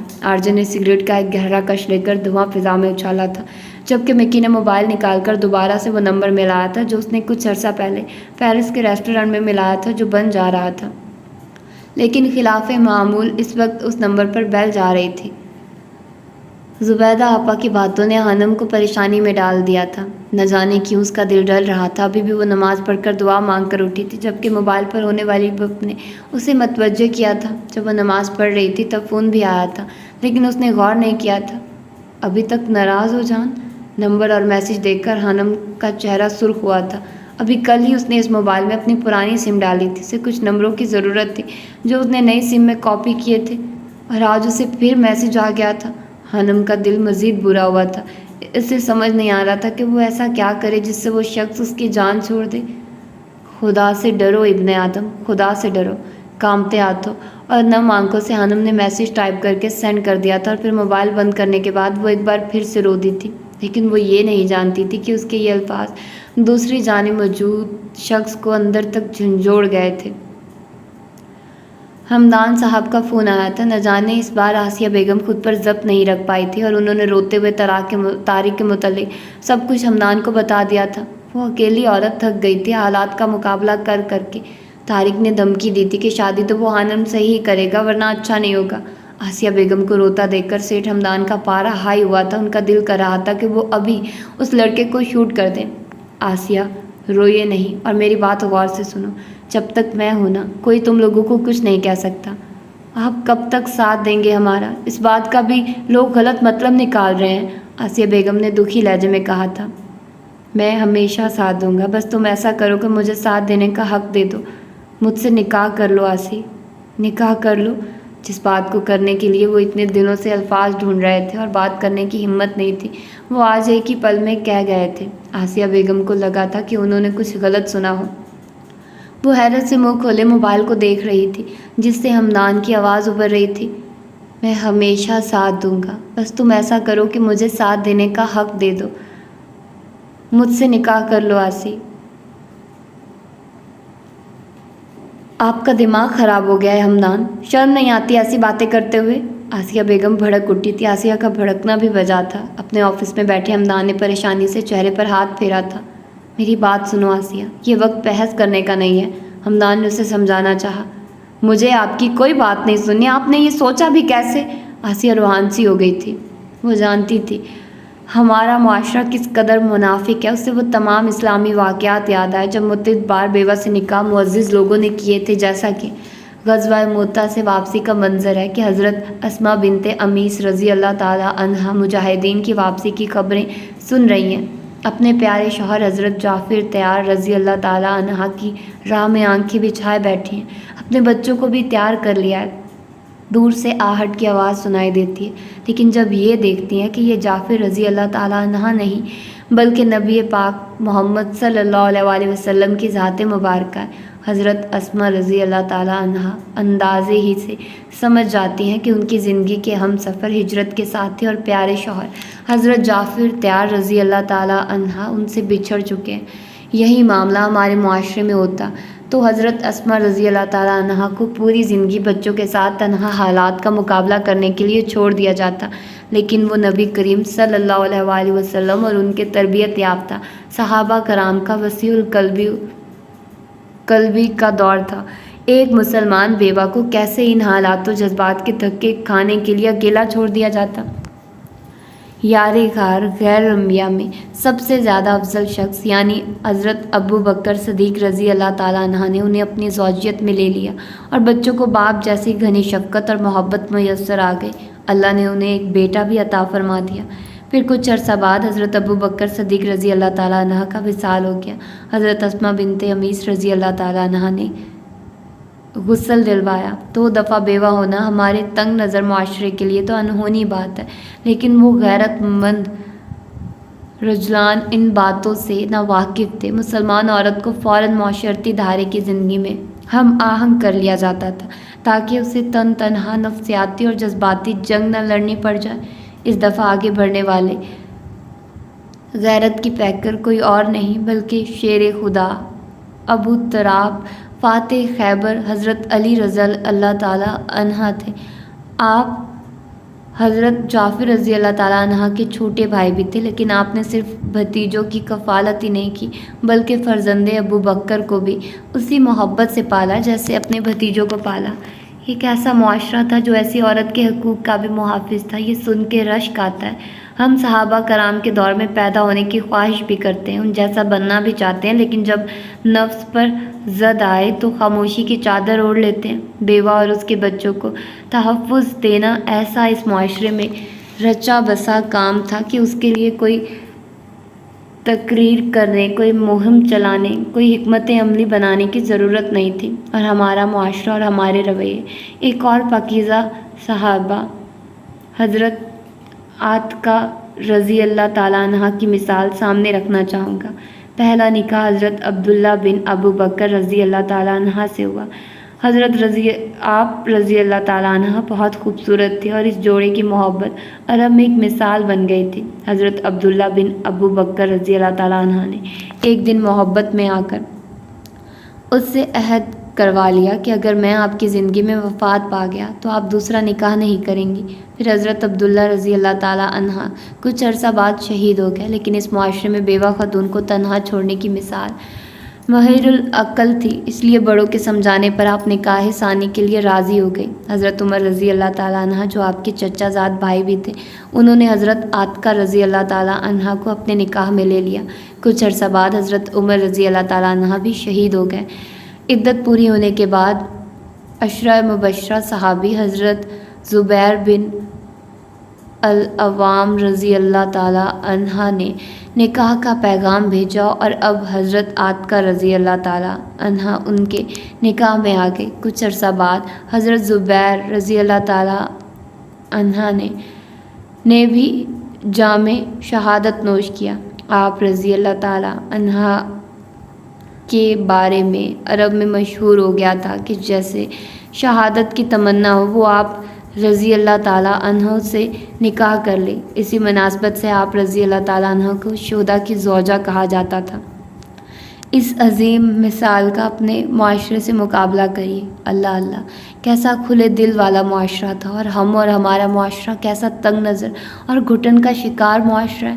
ایسا معاشرہ جہاں بیوہ کو تنہا حالات کا مقابلہ کرنے کے لیے چھوڑ دیا جاتا ہے، جن مشکلات و مصائب کے پہاڑ مردوں کی نظروں اور دوسری عورتوں کے طعنوں کے ساتھ یہ خواتین زندگی گزارتی ہے، معاشرہ ان سے جینے کا حق سلب کر لیتا ہے۔ وہ یہ تمام واقعات سوچ کر افسردہ سی خاموشی اختیار کر گئی تھی، جسے ہمدان نے اچھی طرح بھانپ کر بات بدلی اور مخاطب ہوئے۔ اچھا یہ سب چھوڑو، میری ہانی بیٹی سے بات کرواؤ، مجھے ایک ضروری بات کرنی ہے۔ ہمدان نے بات بدلتے ہوئے کہا۔ وہ چاہتا تھا کہ آسیہ اس بات کا فیصلہ سوچ سمجھ کر کرے، کسی کے دباؤ میں آ کر نہیں۔ جی انکل، السلام علیکم، کیسے ہیں آپ؟ آسیہ بیگم نے فون ہانم کو پکڑا دیا تھا۔ وعلیکم السلام۔ بیٹا آپ نے لسٹ چیک کی؟ فرسٹ لسٹ میں آپ کا نام آ چکا ہے۔ اب یہ بتائیے کہ واقعی آپ پنجاب یونیورسٹی میں ایڈمیشن لینا چاہتی ہیں؟ وہ سنجیدہ سے پوچھ رہے تھے، جبکہ ہانم تو دنگ رہ گئی تھی۔ اسے یقین نہیں آ رہا تھا کہ وہ واقعی میرٹ پر پورا اتری ہے۔ کتنے ہی پل وہ خوشی سے کچھ بول نہیں پائی تھی۔ بولیے ہانی بیٹا، وہ پوچھ رہے تھے۔ جی انکل، مجھے اسی یونیورسٹی میں پڑھنا ہے۔ اب مجھے کیا کرنا ہوگا؟ وہ پوچھ رہی تھی۔ کچھ نہیں، بس آپ نے کل تیار رہنا ہے، 12 بجے کے قریب میں لینے آؤں گا، پھر آپ کے ایڈمیشن کے لیے چلیں گے۔ وہ اپنی بات مکمل کر کے فون بند کر چکے تھے، جبکہ ہانم کا دل خوشی سے اڑ رہا تھا۔ وہ ایک دم جیسے سارے دکھ بھول گئی تھی۔ تم سے میں نے کتنی بار کہا تھا کہ ہارنا ہے جارڈن، تمہیں بات سمجھ کیوں نہیں آتی ہے؟ اینتھنی سر پر ہاتھ رکھ کے افسوس سے بیٹھے جارڈن سے کہہ رہا تھا۔ ہر وقت سر پر خون کیوں سوار رہتا ہے تمہارے؟ اچھے بھلے ٹھیک جا رہے تھے، اچانک تمہیں ہوا کیا تھا؟ مجھے نہیں پتا اینتھنی، مجھے کچھ سمجھ نہیں آ رہا کہ مجھے ہوا کیا تھا۔ اچانک وہ ہاسپٹل والی لڑکی، وہ کہتا اچانک چپ ہو گیا تھا۔ لڑکی؟ کون سی لڑکی؟ دیکھو جارڈن، اگر کسی لڑکی کا چکر ہے تو ابھی ختم کر دو، یہ لڑکیاں مردوں کو کمزور بنا دیتی ہیں۔ اینتھنی نے اسے سمجھایا۔ کوئی چکر نہیں ہے، مجھے کچھ سمجھ نہیں آ رہا کچھ، وہ چیخا تھا۔ اس سے پہلے اینتھنی کچھ کہتا، جارڈن کے موبائل پر آنے والی کال نے اسے متوجہ کیا تھا۔ ہیلو مسٹر جارڈن، کہاں ہیں آپ؟ آپ کی مدر کی حالت بہت نازک ہے، ان کا آپریشن کرنا پڑے گا۔ اگر آپ کچھ دیر تک پیسے لے کر نہ پہنچے تو ہم آپریشن نہیں کریں گے اور ان کا بچنا مشکل ہو جائے گا۔ ڈاکٹر کی بات سن کر جارڈن کے چہرے کی ہوائیاں اڑ گئی تھی۔ آپ آپریشن کی تیاری کریں ڈاکٹر، میں بس پہنچ رہا ہوں۔ وہ ایک دم کھڑا ہوا تھا۔ مجھے پیسے چاہیے اینتھنی، موم کا آپریشن ہے اور لازمی ہے۔ پیسوں کا ذکر سن کر اینتھنی نے منہ بنایا تھا۔ جو کام تم نے کیا ہے نا، اس کے بعد ایک پیسہ نہیں بنتا تمہارا۔ مجھے پیسے چاہیے اینتھنی، کہا نا دوبارہ ایسا نہیں ہوگا، تم جیسے کہو گے میں ویسے ہی کروں گا۔ وہ اتنی زور سے چلایا تھا کہ اینتھنی ڈر کر چپ ہو گیا تھا۔ وہ جارڈن کے غصے سے اچھے سے واقف تھا۔ کتنے پیسے؟ اینتھنی نے ڈرتے ڈرتے پوچھا۔ جتنے بھی ہیں سب دے دو، وہ پریشان سا کہہ رہا تھا۔ کچھ دیر بعد اینتھنی نے پیسوں کا بیگ اس کے سامنے رکھا تھا۔ شام کو فائٹ ہے جو تمہیں ہر حال میں جیتنی ہے، سمجھ گئے نا تم؟ اینتھنی نے کہا تھا۔ ہاں، جارڈن اس بات میں سر ہلاتا پیسے لے کر باہر نکل گیا تھا۔ آسیہ بیگم کو اس رات نیند نہیں آئی تھی۔ حمدان اور طارق کی باتوں نے اس کا سکون ختم کر دیا تھا۔ وہ ساری رات جاگتی رہی تھی، کبھی آنم کو چہرہ دیکھتی تو کبھی طارق کا خیال اسے جھنجھوڑ دیتا۔ میری ہانی اس طارق کے لیے نہیں بنی، وہ خود سے کہہ رہی تھی۔ اور حمدان، اس نے ایسا سوچا بھی کیسے؟ وہ شادی شدہ ہے، ایک بیٹی کا باپ ہے، پھر اس کے ذہن میں یہ خیال کیسے آیا؟ حمدان کی باتیں اسے سلگنے پر مجبور کر رہی تھی۔ ساری رات سوچتے سوچتے گزر گئی، لیکن وہ کسی نتیجے پر نہیں پہنچ پائی تھی۔ ہمیں یہ محلہ چھوڑ کر چلے جانا چاہیے، لیکن جائیں کہاں؟ سوال اسے الجھا رہے تھے۔ جب وہ کسی فیصلے پر نہیں پہنچ پائی تو خدا کے حضور کھڑی ہو گئی۔ یا اللہ، ہماری مدد فرما، ہمارا اس دنیا میں تیرے سوا کوئی بھی نہیں، ہم پر رحم کر مالک۔ وہ نہ جانے کتنی دیر دعا مانگتی رہی تھی۔ اللہ کے حضور رونے اور گڑ گڑانے سے اس کا دل ہلکا ہو گیا تھا۔ اسے یقین تھا کہ اللہ ان کی مدد ضرور کرے گا، بے شک وہ سننے اور جاننے والا ہے۔ جارڈن بیٹا، تم آ گئے میرے بچے۔ مارتھا نے تھوڑی سی آنکھیں کھول کر جارڈن کو دیکھا تھا، جو اس کا ہاتھ تھامے پاس بیٹھا تھا۔ ہم آپ ٹھیک ہو جائیں گی، میں پیسے لے آیا ہوں، آپ کا آپریشن ہوگا اور پھر آپ ٹھیک ہو جائیں گی، جارڈن نے نم آنکھوں سے کہا تھا اور اپنی ماں کے ہاتھ ہونٹوں سے لگایا تھا۔ نہیں، میں اب اور نہیں جی سکتی۔ ہم ایسی باتیں مت کریے، آپ کو جینا ہے، ہمارے لیے، میرے لیے، اپنے جارڈن کے لیے۔ وہ رو دیا تھا۔ میری بات دھیان سے سنو، مارتھا نے اپنی ٹوٹتی سانسوں کے ساتھ کہا تھا۔ تمہارا ڈیڈ؟ مت نام لے اس شخص کا موم، مجھے نفرت ہے ان سے۔ جارڈن نے ان کی بات کاٹی تھی۔ اس کے اندر اپنے باپ کے ذکر پر اذیت سی پھیل گئی تھی۔ نہیں بیٹا، تم سے بہت پیار کرتا تھا اور مجھ سے بھی۔ اگر وہ پیار کرتے وہ چھوڑ نہ جاتے موم۔ جارڈن کی آنکھوں سے ایک آنسو پھسل کر مارتھا کے ہاتھ پر گرا تھا، جسے اس نے اپنے ہاتھوں میں تھام رکھا تھا۔ وہ مجبور تھا میرے بچے، مجبور تھا۔ تم میرے بعد اس کے پاس چلے جانا، دیکھنا وہ تمہیں اپنا لے گا۔ نہیں، میں نہیں جاؤں گا موم، آپ کو میرے لیے جینا ہے۔ اگر آپ کو کچھ ہوا نا تو میں اس شخص کو نہیں چھوڑوں گا۔ جارڈن کی آنکھوں میں خون اتر آیا تھا۔ تم ایسا کچھ نہیں کرو گے جارڈن، تم خوش رہو گے، مارتھا نے اسے نصیحت کی تھی۔ آپریشن کا ٹائم ہو چکا ہے مسٹر جارڈن، ہمیں انہیں لے جانا ہوگا، ڈاکٹر نے کہا تھا۔ جارڈن نے آگے بڑھ کر اپنی ماں کی پیشانی پر بوسہ دیا تھا۔ مارتھا نے ایک شفیق سی مسکراہٹ لیے اسے دیکھا تھا اور پھر ڈاکٹرز اسے آپریشن تھیٹر میں لے گئے تھے۔ وہ نم آنکھوں سے اپنی کل کائنات کو جاتے دیکھ رہا تھا۔ اس کے جانے کے بعد جارڈن کو یاد آیا تھا کہ اس کی فائٹ تھی جو اسے کسی بھی قیمت پر جیتنی تھی۔ وہ آنکھوں کو صاف کرتے باہر کی طرف بڑھ گیا تھا۔ ہانو آپی، انکل آ گئے ہیں باہر، جلدی آ جاؤ، جوان نے خبر دی۔ ہانم تیار تھی، اس نے چادر اٹھا کر اچھی طرح سے اوڑھا تھا۔ دھیان رکھنا اپنا، اور جب ایڈمیشن ہو جائے تو فون کر دینا، آسیہ بیگم نے اسے تنبیہ کی تھی۔ ٹھیک ہے امی، ہانم نے فائل اٹھاتے ہوئے کہا۔ حمدان صاحب اندر نہیں آئے تھے، وہ باہر ہی گاڑی میں بیٹھے رہے تھے۔ وہ دعا مانگتی گھر سے باہر نکلی تھی۔ ہانم نے دکان کے باہر کھڑے طارق کو دیکھا تھا، جو اسے گھور گھور کر دیکھا تھا۔ وہ اسے نظر انداز کرتی گاڑی میں بیٹھ گئی تھی، جسے حمدان صاحب ایک سیکنڈ بھی ضائع کیے بنا آگے بڑھا دیا تھا۔ بی جان، اس گدھے کو فون کر کے سمجھا دے کہ وہ اب سنجیدہ ہو جائے اپنے مستقبل کو لے کر، سید جبیل بی جان سے کہہ رہا تھا، اور تعریف آر جے کی ہو رہی تھی۔ جبیل صاحب آر جے کو ہمیشہ گدھا ہی کہتے تھے، اس کی حرکتیں ہی ایسی تھیں۔ شاہ نے فون کیا تھا اسے، وہ کہہ رہا ہے کہ یونیورسٹی نہیں چھوڑنا چاہتا، بی جان نے بتایا، کیونکہ کچھ دن پہلے زیاد جبیل نے اسے فون کیا تھا، جو بات سننے کو راضی نہیں تھا۔ اللہ اس گدھے کو عقل دے، وہ پریشان ہوئے تھے۔ بھائی جان آپ پریشان نہ ہو، ابھی بچہ ہے، سمجھ آئے گا، بی جان نے تسلی دی تھی۔ بچہ نہیں ہے وہ، باپ ہے سب کا، لیکن عقل تو اس میں گدھے جتنی بھی نہیں ہے۔ وہ بڑبڑاتے باہر نکل گئے تھے، جبکہ بی جان سوچ رہی تھی کہ ایسا کیا کیا جائے جس سے آر جے کو عقل آ جائے۔ آپ خوش ہیں نا ہانی بیٹا؟ حمدان صاحب نے خاموش بیٹھی ہانم سے پوچھا تھا۔ جی انکل، بہت، میں نے کبھی سوچا نہیں تھا کہ میں اس یونیورسٹی میں پڑھ پاؤں گی۔ اس کا ایڈمیشن ہو چکا تھا، وہ اب واپس آ رہے تھے۔ ہانم کی ڈپارٹمنٹ والی سیٹھ حمدان صاحب کو اچھے سے جانتے تھے، انہیں زیادہ دیر نہیں لگی تھی، جلدی ہی اس کا ایڈمیشن ہو گیا تھا۔ کوئی بات نہیں، اب دل لگا کر پڑھنا اور کچھ بن کر دکھانا، وہ اس کا حوصلہ بڑھا رہے تھے۔ اب میرا گھر دیکھنا چاہو گی یا آپ کو آپ کے گھر چھوڑ دوں؟ انکل پھر کبھی دیکھ لوں گی، آپ مجھے گھر چھوڑ دیں، امی انتظار کر رہی ہوں گی، خانم نے جواب دیا تھا۔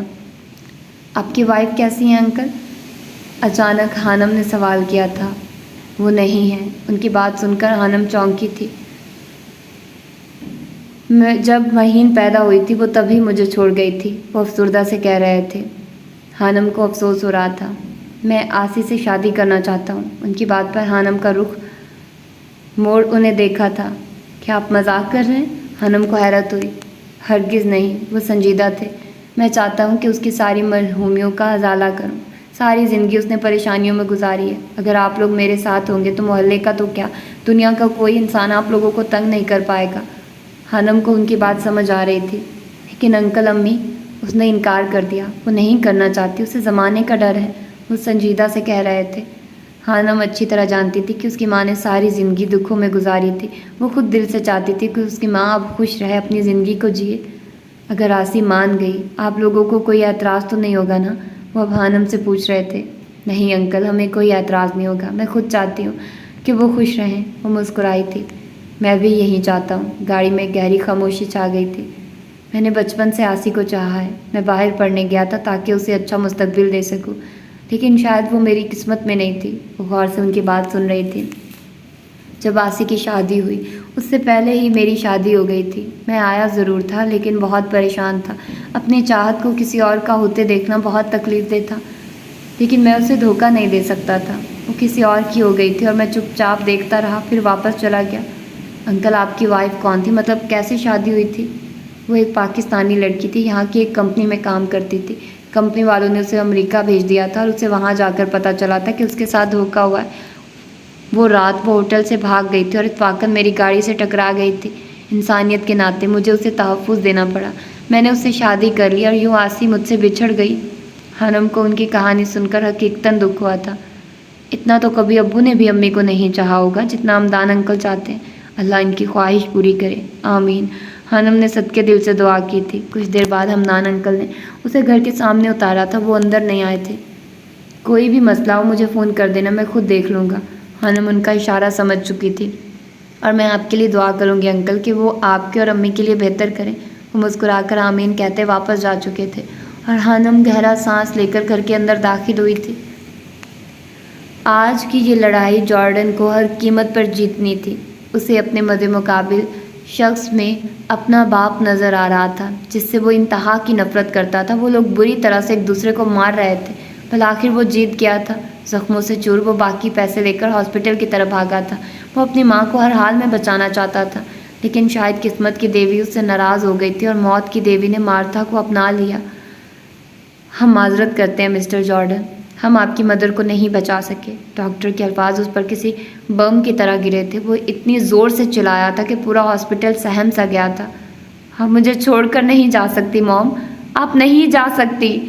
وہ ہاسپٹل کی راہداری میں فرش پر بیٹھ کر اتنا رویا تھا کہ لوگوں کو اس پر ترس آنا شروع ہو گیا تھا۔ آپ کی وجہ سے میری ماں مری ہے مسٹر جوبیل، میں آپ کو نہیں چھوڑوں گا۔ وہ تصور میں اپنے باپ سے مخاطب ہوا تھا۔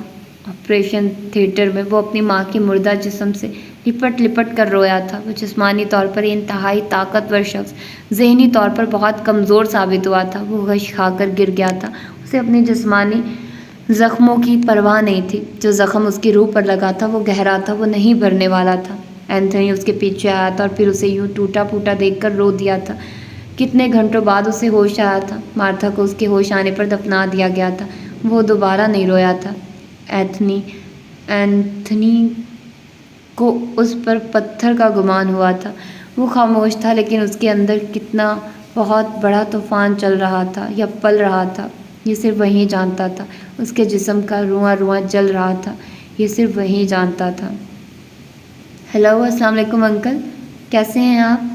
شاہ جبیل نے اپنے نکمے بیٹے کو فون کیا تھا جسے آر جے نے نہیں اٹھایا تھا۔ اب انہوں نے لینڈ لائن پر فون کیا تھا جسے مکی نے اٹھایا تھا اور آواز سن کر وہ تمیز سے بات کر رہا تھا۔ وعلیکم السلام، کہاں ہے وہ گدھا، الو کا پٹھا، دنیا جہان کا نکما شخص؟ وہ غصے سے پوچھ رہے تھے۔ مکی تو ان کے اتنے القابات پر اش اش کر اٹھا تھا۔ جی انکل، آپ کس کی بات کر رہے ہیں؟ مکی انجان بنا۔ تمہارے باپ کی، شاہ جبیل نے غصے سے جواب دیا تھا۔ مکی تو یہ جواب سن کر گڑبڑا گیا تھا۔ अंकल आरजे इस वक्त घर नहीं है, जैसे ही वो आता है मैं आपकी बात करवा दूंगा। कोई मैसेज है तो मुझे दे दे, मैं उसे बता दूंगा, वो अब शराफत से कह रहा था। उस गधे को कहना कि अपने बाप का फ़ोन उठा ले, नहीं तो मैं लाहौर आकर उसकी क्लास लूँगा, वो गुस्से से कहते फ़ोन बंद कर चुके थे। मिकी ने अपना अटका सांस बहाल किया था और फिर खशमगी निगाहों से अपने सामने सोफे पर बड़ा जमान आरजे को देखा था, जो बहुत दिलचस्प नज़रों से उसे देख रहा था और साथ साथ नूडल्स खाने में मगन था। सुन लिया गधे, क्या कह रहे थे अंकल? मिकी ने जल कर कहा, क्योंकि आरजे ने उसे फ़ोन उठाने को कहा था। हाँ सुन लिया, आरजे ने उसके गधा कहने पर मिकी को घूरा। यार मैं नहीं, अंकल कह रहे थे, कसम से क्या कमाल के अलकाबात से नवाजते हैं वो तुम्हें। सच्ची मैं तो फ़ैन हो गया, आरजे के बाप को ऐसा ही होना चाहिए, मिकी पुरजोर सा कह रहा था। आरजे के घूरने पर वो सटपटा कर रह गया था, जबकि आरजे पूरी तवज्जो से नूडल्स खा रहा था, जैसे दुनिया में इससे अहम और कोई काम नहीं। हानम को अभी घर आए कुछ ही देर गुजरी थी जब दरवाजे पर दस्तक हुई। मैं देखता हूँ, जवाब कहता दरवाजे की तरफ लपका और फिर उसकी चीख सुनाई दी थी। कहाँ वो तुम्हारी बहन आनी? आज मैं उसे नहीं छोड़ूंगा, मुझसे शादी नहीं करनी और अमीर लोगों से पूरे मोहल्ले के सामने चक्कर चलाती है। वो पिस्टल हाथ में पकड़े जवाद को धक्का देकर दंदनाता घर में दाखिल हुआ था। आसिया बेगम, माहम और हानम तारिक की आवाज़ सुनकर सहम गई थी। कहाँ है वो तुम्हारी बहन आनी? या अल्लाह खैर, आसिया बेगम के मुंह से निकला था। तुम यहीं अंदर रुको, बाहर मत देखना, मैं देखती हूँ उसे। आसिया बेगम हानम को ताकीद करती बाहर निकली थी। वो खुद बहुत बुरी तरह से घबराई हुई थी। तारिक बाहर सहन में खड़ा था। आसिया बेगम को देखकर जवाद उनकी तरफ लपका था। वो बुरी तरह से डरा हुआ था। क्या लेने आए हो तुम यहाँ? उन्होंने हिम्मत जमा करते हुए पूछा। हानी किधर है? बाहर निकालो उसे। ऐसे बेहया और बद किरदार लड़कियों की इस मोहल्ले में कोई जगह नहीं है, वो गुस्से से कहते हुए आगे बढ़ा था। वही रुक जाओ तारिक, आसिया बेगम धाड़ी थी। खबरदार, जो एक लफ्ज़ भी गलत कहा तुमने मेरे हानि के मुतालिक। आसिया बेगम की आंखें सुर्ख हो चुकी थी। शोर की आवाज़ सुनकर पूरा मोहल्ला जैसे वहीं पर इकट्ठा हो गया था। मैं सब जानता हूँ कि कितनी पारसा है वो। सुबह लंबी गाड़ी में गई थी और वापस आई है। ऐसी लड़कियों की तो गोली मार देनी चाहिए। तारिक की आवाज़ सुनकर हानम का नाजुक दिल किसी चिड़िया की मानित फड़फड़ा रहा था। उसने कुछ गलत नहीं किया था और वो कैसे कैसे इल्ज़ाम लगा रहा था उस पर। वो बाहर जाना चाहती थी जब माहम ने उसका हाथ पकड़कर उसे बाहर जाने से रोका। कुछ याद आने पर माहम ने हानम का मोबाइल उठाकर रमदान अंकल का नंबर मिलाया था। हेलो अंकल, कहाँ हैं आप? पहले ही बेल पर फ़ोन उठा लिया गया था। अंकल, यहाँ बहुत बड़ा मसला हो गया, आप प्लीज़ जल्दी आइए, माहम कांपती आवाज़ में कह रही थी। उसका दिमाग ऐसे वाक़यात पर हानम से तेज़ काम करता था। वो किसी गलत जगह पर नहीं गई थी, दाखिला लेने गई थी यूनिवर्सिटी में, आसिया बेगम ने जवाब दिया था। देख रहे हो मोहल्ले वालों, कैसे हमारी नाक के नीचे खेल रचाया जा रहा है। ये लड़की कॉलेज यूनिवर्सिटी के बहाने जाने कहाँ कहाँ जाती है। मैंने कहा चुप कर जाओ तारिक, खुदा का खौफ करो कुछ, क्यों एक मासूम पर इल्ज़ाम लगा रहे हो? आसिया बेगम को तो उसकी बातें सुनकर जैसे सख्ता सा हो गया था। जवाद शोला बार निगाहों से तारिक को घूर रहा था। वो छोटा सा था, कुछ नहीं कर सकता था, लेकिन उसे तारिक का यूँ अपनी बहन हानो के मुतालिक बात करना बहुत बुरा लग रहा था। उनके घर के सामने कुछ फासले पर मस्जिद मौजूद थी। नमाजी मगरिब की नमाज़ पढ़ने के बाद मस्जिद से बाहर निकल रहे थे और शोर की आवाज़ पर अब सब वहाँ जमा हो गए थे। ये क्या तमाशा लगा रखा है तुमने तारिक? मोहल्ले के एक इज्जतदार शख्स ने उसे यूँ किसी के घर में घुसे देखा तो गुस्से से पूछा था। बाहर निकलो, किसने इजाज़त दी तुम्हें लोगों के घर में यूँ बिना इजाज़त अंदर दाखिल होने की? इमाम में मस्जिद भी वहाँ आ गया था। मेरी बुराइयां आप लोगों को नज़र आ रही हैं, इस लड़की की नज़र नहीं आ रही जो पूरे मोहल्ले की आंखों में धूल झोंक रही है? तारिक भड़का था। भाई साहब, मेरी बेटी ने कोई गलत काम नहीं किया, वो एक इज़्ज़तदार लड़की है, यूनिवर्सिटी में दाखिले के लिए गई थी, लेकिन ये घटिया इंसान बिला वजह इल्ज़ाम लगा रहा है मेरी बच्ची पर। आसिया बेगम ने आगे बढ़कर इमाम मस्जिद और उस शख्स से कहा था। अच्छा, मैं इल्ज़ाम लगा रहा हूँ, तो बताओ कौन है वो शख्स जिसके साथ गई थी हानी? जानने वाला है, मेरा तायाजाद भाई है, आसिया बेगम ने जवाब दिया था। हानम से अब बर्दाश्त करना मुश्किल हो गया था। वो इतना जो जानती थी कि पूरे मोहल्ले के सामने तारिक कुछ नहीं कर सकता। वो माहम को झटका देकर बाहर निकली थी।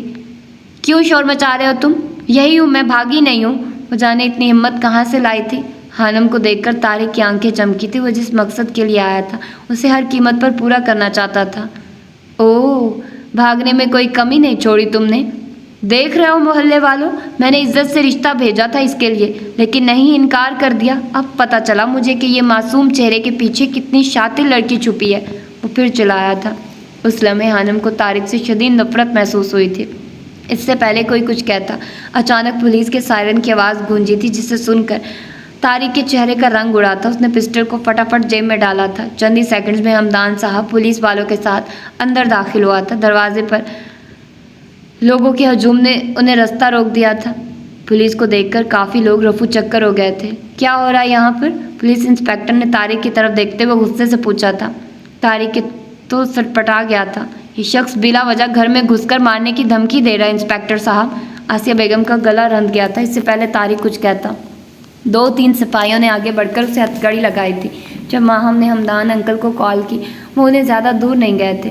علاقے کے کمشنر انہیں اچھی طرح سے جانتے تھے۔ ان کے فون کال کرنے پر ایس پی خود آیا تھا طارق کو گرفتار کرنے۔ ہم معذرت چاہتے ہیں سیٹھ صاحب۔ ایس پی حمدان انکل سے مخاطب ہوا تھا۔ معذرت کی ضرورت نہیں ہے، اسے لے جائیے اور کڑی سے کڑی سزا دیں۔ وہ طارق کی طرف دیکھ کر خونخوار لہجے میں بولے تھے۔ پولیس طارق کو لے کر چلی گئی تھی۔ آپ سب لوگ بھی اپنے اپنے گھر کو چلیے۔ امام مسجد نے باقی رکے ہوئے لوگوں کو دیکھتے ہوئے کہا تھا، جو تماشائی بن کر تماشا دیکھ رہے تھے، جو اتنے بزدل تھے کہ حق کے خلاف آواز نہیں اٹھا سکتے تھے۔ وہاں ہر کسی کو اپنی جان پیاری تھی۔ ہمارا معاشرے کا یہی المیہ ہے، جہاں پر کوئی غریب لڑکی تھوڑی سی ابھرتی ہے، اسے یوں خاموش کروا دیا جاتا ہے۔ بہت سی لڑکیوں کو بے موت مار دیا جاتا ہے۔ امام صاحب، مجھے آپ سے ضروری بات کرنی ہے۔ حمدان صاحب نے امام مسجد کو جاتے دیکھا تو کہا۔ وہ رک گئے تھے اور ساتھ میں وہ سمجھدار اور عقل مند حاجی بھی تھے، جو محلے کا سربراہ کہلاتا تھا، جس کی اپنی بیٹی کی بارات نے عین موقع پر آنے سے انکار کر دیا تھا، وجہ جو بھی تھی، لیکن الزام لڑکی پر آیا تھا۔ طارق کہتا رہا تھا، لیکن پولیس والوں نے اس کی ایک نہ سنی تھی، وہ اسے لے گئے تھے۔ جی کہیے، امام مسجد نے عزت سے جواب دیا تھا۔ اسے حمدان صاحب شخصیت سے ہی کوئی بڑے آدمی لگے تھے، جو بہت سلجھے ہوئے تھے۔ میں اپنی چچا زاد کزن آسیہ سے، جو پچھلے 10 سالوں سے بیوگی اور غربت کی زندگی گزار رہی ہے، نکاح کرنا چاہتا ہوں۔ کیا میں یہ کر سکتا ہوں؟ کیا اس میں کوئی گناہ تو نہیں ہے؟ وہ سنجیدہ سا پوچھ رہا تھا۔ لوگ جا چکے تھے، صرف حاجی صاحب اور امام مسجد وہاں موجود تھے۔ آسیہ بیگم کو تو جیسے کرنٹ لگا تھا، ان کا سر چکرا گیا تھا۔ پہلے طارق نے ایک ڈرامہ لگایا اور اب حمدان۔ نہیں، کوئی گناہ والی بات نہیں ہے، بلکہ یہ تو سنت رسول صلی اللہ علیہ وسلم ہے اور بہت ہی نیک کام ہے۔ اور یہ حدیث سنائی، شادی سنت ہے۔ ام المومنین سیدہ عائشہ رضی اللہ تعالیٰ عنہا سے مروی ہے کہ اللہ کے محبوب نے ارشاد فرمایا، نکاح میری سنت سے ہے، بس جو شخص میری سنت پر عمل نہ کرے وہ مجھ سے نہیں، لہٰذا نکاح کرو، کیونکہ میں تمہاری کثرت کی بنا پر دیگر امتوں پر فخر کروں گا۔ وہ کچھ کہنا چاہتی تھی، جب امام مسجد نے شائستگی سے جواب دیا، تو پھر آپ اس نیک کام کا فریضہ سر انجام دیں۔ میں آسیہ اور بچوں کو آج ہی اپنے ساتھ لے جاؤں گا۔ یہاں پر یہ لوگ محفوظ نہیں ہیں، ہمارے ساتھ چلو۔ امام مسجد نے انہیں مسجد کی طرف چلنے کا اشارہ کیا تھا۔ وہ کچھ کہے بنا ان کے پیچھے چلے گئے تھے۔ اللہ، یہ کیا ہو رہا ہے؟ آسیہ بیگم سر پکڑ کر بیٹھ گئی تھی۔ امی مان جائیے، انکار مت کیجیے گا، حمدان انکل بہت اچھے ہیں، وہ آپ کا بہت خیال رکھیں گے، حنم نے ان کے پاس بیٹھتے ہوئے کہا تھا۔ میں نے کبھی سوچا نہیں تھا کہ ایسے دن بھی دیکھنے پڑیں گے۔ وہ رو دی تھی۔ ماما روئیے نا۔ جواد ان سے لپٹ گیا تھا۔ کتنی ہی دیر ماہم اور حنم نے انہیں سمجھایا تھا۔ آسیہ بیگم حالات سے ہار گئی تھی۔ 1 گھنٹے بعد ان کی رضامندی سے حمدان صاحب اور آسیہ بیگم کا نکاح کروا دیا گیا تھا۔ اور محبت کی خوبصورتی تو یہی ہے کہ وہ ملے تو محرم بن کے ملے۔ تقریباً 10-9 بجے وہ لوگ حمدان صاحب کے گھر پہنچے تھے۔ ان کا گھر بحریہ ٹاؤن میں تھا۔ آسیہ بیگم تو اتنا بڑا گھر دیکھ کر حیران رہ گئی تھی۔ ایک بیگ میں ان کے چند کپڑے تھے، جو ملازموں نے آگے بڑھ کر آسیہ بیگم کے ہاتھ سے پکڑ لیے تھے۔ وہ بہت روئی تھی، وہ سب ہی روئے تھے۔ ان سب کے لیے یہ حادثہ تکلیف دہ تھا۔ جتنا رونا تھا تم نے رو لیا آسی، آج کے بعد تمہاری آنکھوں میں ایک آنسو نہیں آئے گا۔ وہ کتنی سنجیدگی سے کہہ رہے تھے۔ وہ لاؤنج میں بیٹھے تھے۔ حنم کا سر درد سے پھٹ رہا تھا۔ طارق نے جو کیا تھا آج وہ ناقابل برداشت تھا اور ناقابل فراموش تھا۔ صبح وہ کتنی خوشی خوشی گئی تھی یونیورسٹی داخلے کے لیے، اب ایک ہی رات میں ان کی زندگی بدل گئی تھی۔ رضیہ ماہین کے ساتھ والے کمروں کو ہانی اور ماہم بیٹی کے لیے صاف کر دو فٹافٹ، وہ حکم دے رہے تھے۔ ماہم غور سے ہر ایک ملازم کو دیکھ رہی تھی۔ اس کی تیز نظروں نے ملازمین کی گنتی بھی کر لی تھی۔ غلام دین کھانا لگاؤ، میں فریش ہو کر آتا ہوں۔ جی صاحب۔ ملازم جو ان سب کو حیرت سے دیکھ رہے تھے، اس کے حکم پر دوڑے چلے گئے تھے۔ आप लोग भी फ्रेश हो जाइए बेटा, वो ऊपर दाएं तरफ माही का कमरा है, वहाँ चली जाइए और चेंज कर लें, फिर सब खाना खाते हैं। उनके कहने की देर थी, जवान ने ऊपर की तरफ दौड़ लगा दी थी। हानम और माहम आगे पीछे सीढ़ियों की तरफ बढ़ी थी और आसिया बेगम भी सोफे से उठकर उनके पीछे जाने लगी थी। कब हमदान की आवाज़ गूंजी, कहाँ जा रही हो आसिया? हमारा कमरा इधर है। आसिया बेगम के कदम रुके थे, वो इस बात में सर हिलाते हमदान के पीछे चली गई थी। माहम ने मुश्किल से अपनी मुस्कुराहट जब्त की थी।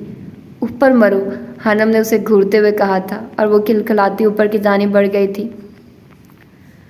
मार्था के बिना जॉर्डन को घर काटने को दौड़ रहा था। उसकी हालत बुरी थी, बाल बिखरे पड़े थे, शेव बढ़ी हुई थी, अब कोई उसका ख्याल रखने वाला नहीं था। मॉम, आप क्यों चली गई हैं? खाली घर में उसकी आवाज़ गूंज कर रह गई थी। वो रो रहा था और फिर नम आंखें लिए अपने माँ के कमरे की तरफ बढ़ गया था। वो अब कुछ ढूंढ रहा था, कोई ऐसा सुराग जो उसे उस शख्स तक ले जाए जो उसकी माँ की मौत का जिम्मेदार था। उसे याद था मार्था अक्सर लकड़ी का बॉक्स खोले बैठी रहती थी। वो अब उसकी अलमारी खोले उस बॉक्स को ढूंढ रहा था। उसके सर पर खून सवार था। वो अपनी माँ की गई हर नसीहत को भूल गया था। कुछ देर बाद वो उस बॉक्स को ढूंढने में कामयाब हो गया था जिस पर मोटा सा ताला लगा था, लेकिन बहुत कोशिश पर भी उसे चाबी नहीं मिली थी। वो उस बॉक्स को पकड़े अब किचन की तरफ बढ़ गया था। यकीनन वो इस ताले को तोड़ने वाला था। हमदान साहब का मोबाइल कब से रिंग कर रहा था। आसिया उलझन ज़दा नज़रों से कभी मोबाइल तो कभी वॉशरूम के दरवाजे को देख रही थी जहाँ वो कपड़े बदल रहा था। कुछ देर बाद वो शलवार कमीज़ पहनने बाहर निकले थे। आसिया बेगम को महसूस हुआ था जैसे वक्त उसको छू कर नहीं गुजरा था। वो आज भी उतने ही जवान नज़र आ रहे थे जितने 22 साल पहले, बल्कि अब उसकी शख्सियत मज़ीद रौबदार हो गई थी। तू मिला है तो ये एहसास हुआ है मुझको, ये मेरी उम्र मोहब्बत के लिए थोड़ी है। एक ज़रा सा गमे दौरा का भी हक है मुझ पर, जिस पर मैंने वो सांस भी तेरे लिए रख छोड़ी है। घबराने की ज़रूरत नहीं आसी, अब ये तुम्हारा घर है, इसे तुमने ही संभालना है। वो शायद उसकी उलझन भांप गए थे। इससे पहले वो कुछ कहती मोबाइल पर दोबारा रिंग हुई थी। मोबाइल की स्क्रीन पर हशाम जबील चमक रहा था। अस्सलाम वालेकुम अंकल। उनके फ़ोन उठाने पर दूसरी तरफ से आवाज़ उभरी थी। वालेकुम अस्सलाम, कैसे हो हशाम बेटा? वो फ्रेश से पूछ रहे थे। जी अंकल, अल्हम्दुलिल्लाह, आप सुनाइए कैसे हैं? मैं बिल्कुल ठीक हूँ। सुनाओ बरखुरदार, कैसे याद किया मुझे? वो अंकल बाबा साईं किसी फ़ाइल का पूछ रहे थे। शाम की बात पर हमदान साहब का कहका उभरा था। ज़िया जबील तुम्हें बिजनेसमैन बना कर दम लेगा हशाम, मुझे यकीन है, वो दिलचस्पी से कह रहे थे। बस अंकल, जितना मर्जी दौड़ा लूँ बाबा साईं फिर मुझे घसीट लेते हैं इस बिज़नेस की दुनिया में। शाम ने गहरी सांस लेते हुए कहा था। चलो कोई बात नहीं, मैं फ्री होकर खुद बात करता हूँ तुम्हारे बाबा से, तुम परेशान मत हो। हमदान साहब उसे तसल्ली देते फ़ोन बंद कर चुके थे। माहीन का कमरा बहुत खूबसूरत था। वहाँ मौजूद हर चीज़ बहुत कीमती थी। उसकी अलमारी में बहुत से नए कपड़े लटके हुए थे। माहम ने चेंज कर लिया था, अलबत्ता हानम खिड़की खोले आसपास का मुआयना करने में मगन थी। उसने कभी आसाइशों वाली और ब्रांडेड ज़िंदगी गुजारने की ख्वाहिश नहीं की थी। वो नहीं जानती थी कि ज़िंदगी उसके साथ क्या करने वाली थी। चारों तरफ वैसे ही बड़े बड़े बंगले थे, गलियां खुली और साफ़ सुथरी थी। ये ड्रेस मुझे अजीब तो नहीं लग रहा ना? माहम की आवाज़ पर वो चौंकी थी। उसने महीन के कपड़े पहने हुए थे जो बड़े थे, अलबत्ता शर्ट छोटी होने की वजह से ठीक लग रहे थे। अंकल ने हमारे कपड़े नहीं लाने दिए, अब मैं और क्या पहनती? हानम ने घूरने पर माहम बुड़बड़ाई थी। आरजे मेरा मोबाइल दो। मिकी चिल्लाया था। वो लोग रात के उस पहर टाउन में वॉक कर रहे थे। मिकी पिछले 1 घंटे से किसी से फ़ोन पर बात कर रहा था। तंग आकर आरजे ने उसका मोबाइल छीन लिया था। तुम्हें और कोई काम नहीं है क्या? आरजे को गुस्सा आया था। रात की खामोशी में उनकी आवाज़ें गूंज कर रह गई थी। शोर की आवाज़ पर हानम ने चौंक कर नीचे की जानिब देखा था। रोशनी में उसे घर बाहर से 2-3 लड़के गुजरते दिखाई दिए थे। वो एकदम चौंकी थी। स्याह रंग की जैकेट पहने घने बालों वाले लड़के पर उसे रूहान जबील का एहसास हुआ था। अस्तगफिरुल्लाह, उसने अपनी ही सोच पर अल्लाह से माफ़ी मांगी थी। न जाने वो शख्स कहाँ से जहन में आ गया था। मुलाजमा उन्हें खाने के लिए बुलाने आ गई थी और वो सर झटकती खिड़की से हट गई थी। वो 5 मिनट में मुँह हाथ धोकर नीचे जाने के लिए तैयार थी। माहम सुकून से आराम से बेड पर लेटी थी। उसे अपनी ज़िंदगी में आने वाली ये तब्दीली बहुत पसंद आ रही थी। आ जाओ माहम, खाना खाने चलते हैं। हानम ने दरवाजे की तरफ बढ़ते हुए उसे पुकारा था। रुको हानी, माहम की आवाज़ पर वो पलटी थी। तुम कपड़े तब्दील नहीं करोगी? माहम ने पूछा था। کیوں کیا ہوا ان کپڑوں کو؟ ابھی صبح ہی تو پہنے تھے، بالکل نیا سوٹ ہے میرا۔ حالم حیران ہوئی تھی۔ نہیں، میرا مطلب اس والی الماری میں سارے نئے کپڑے ہیں جو استعمال نہیں کیے گئے، تو اس لیے ماہم بات ادھوری چھوڑ گئی تھی۔ میں نہیں چاہتی کہ کل کو ہمدان انکل کی بیٹی کو پتہ چلے اور وہ کہے کہ ہم نے آتے ہی اس کی ہر چیز پر قبضہ کر لیا۔ یار تم آگے کا کیوں سوچتی ہو؟ ماہم جھنجھلائی تھی۔ ہوتا تو وہی ہے جو نصیب میں ہے، لوگوں کی باتوں سے فرق نہیں پڑتا، جس چیز پر جس انسان کا نام لکھا ہوتا ہے وہ اسے ہی ملتی ہے، ماہم نے بیڈ سے اترتے ہوئے کہا تھا۔ وہ اکثر چڑ جاتی تھی حانم کے فلسفوں سے۔ باقی تمہاری مرضی ہے۔ دروازہ کھول کر باہر نکل گئی تھی اور اس کے پیچھے پیچھے حانم بھی۔ اگلے دن دوپہر کے کھانے کے بعد ہمدان صاحب انہیں شاپنگ کروانے مال لے آئے تھے۔ انہوں نے سب کو ان کی پسند اور ضرورت کی ہر چیز دلائی تھی۔ وہ پہلی بار پیسہ خرچ کر کے اتنا خوش ہوئے تھے۔ یہ جو امیر لوگ ہوتے ہیں نا، یہ اکثر رشتوں کے معاملے میں غریب ہوتے ہیں۔ کچھ یہی حال سیٹھ ہمدان کا بھی تھا، جس کے پاس پیسے تو بہت تھے لیکن خرچ کرنے والے نہیں تھے، سوائے ماہی کے جو ان کے پاس رہتی ہی نہیں تھی۔ اب اتنے سارے رشتوں کو پا کر وہ کافی خوش اور خود کو پرسکون محسوس کر رہے تھے۔ ان کے ہوتے ہوئے بھی آسیہ نے اتنے سال غربت میں اپنی خواہش کو ختم کرتے گزار دیے تھے۔ یہ چیز ان کے دل میں پھانس کی طرح اٹکی تھی۔ اب وہ اس چیز کا ازالہ کرنا چاہتے تھے جو کہ کافی حد تک کر چکے تھے۔ اور یہ تھی اس کی آج کی ایپیسوڈ۔ یقیناً آپ لوگوں کو پسند آئی ہوگی۔ ابھی پھر آندھی سٹارٹ ہو گئی ہے اور پھر لائٹ بھی چلی گئی تھی درمیان میں، تو پنکھا بند ہو گیا تھا، لیکن خیر ہوا چل رہی تھی تو پتہ نہیں کدھر سے ہوا آ ہی رہی تھی تھوڑی بہت۔ ابھی ایک کھڑکی بھی ہل جل رہی ہے، میرا اس کو ٹھیک کرنے کا کوئی ارادہ نہیں ہے، ہلتی جلتی رہے۔ اور بس آپ لوگ بتائیے کہ آپ لوگوں کو کیسا لگ رہا ہے یہ ناول؟ آپ لوگ انجوائے کر رہے ہیں نا؟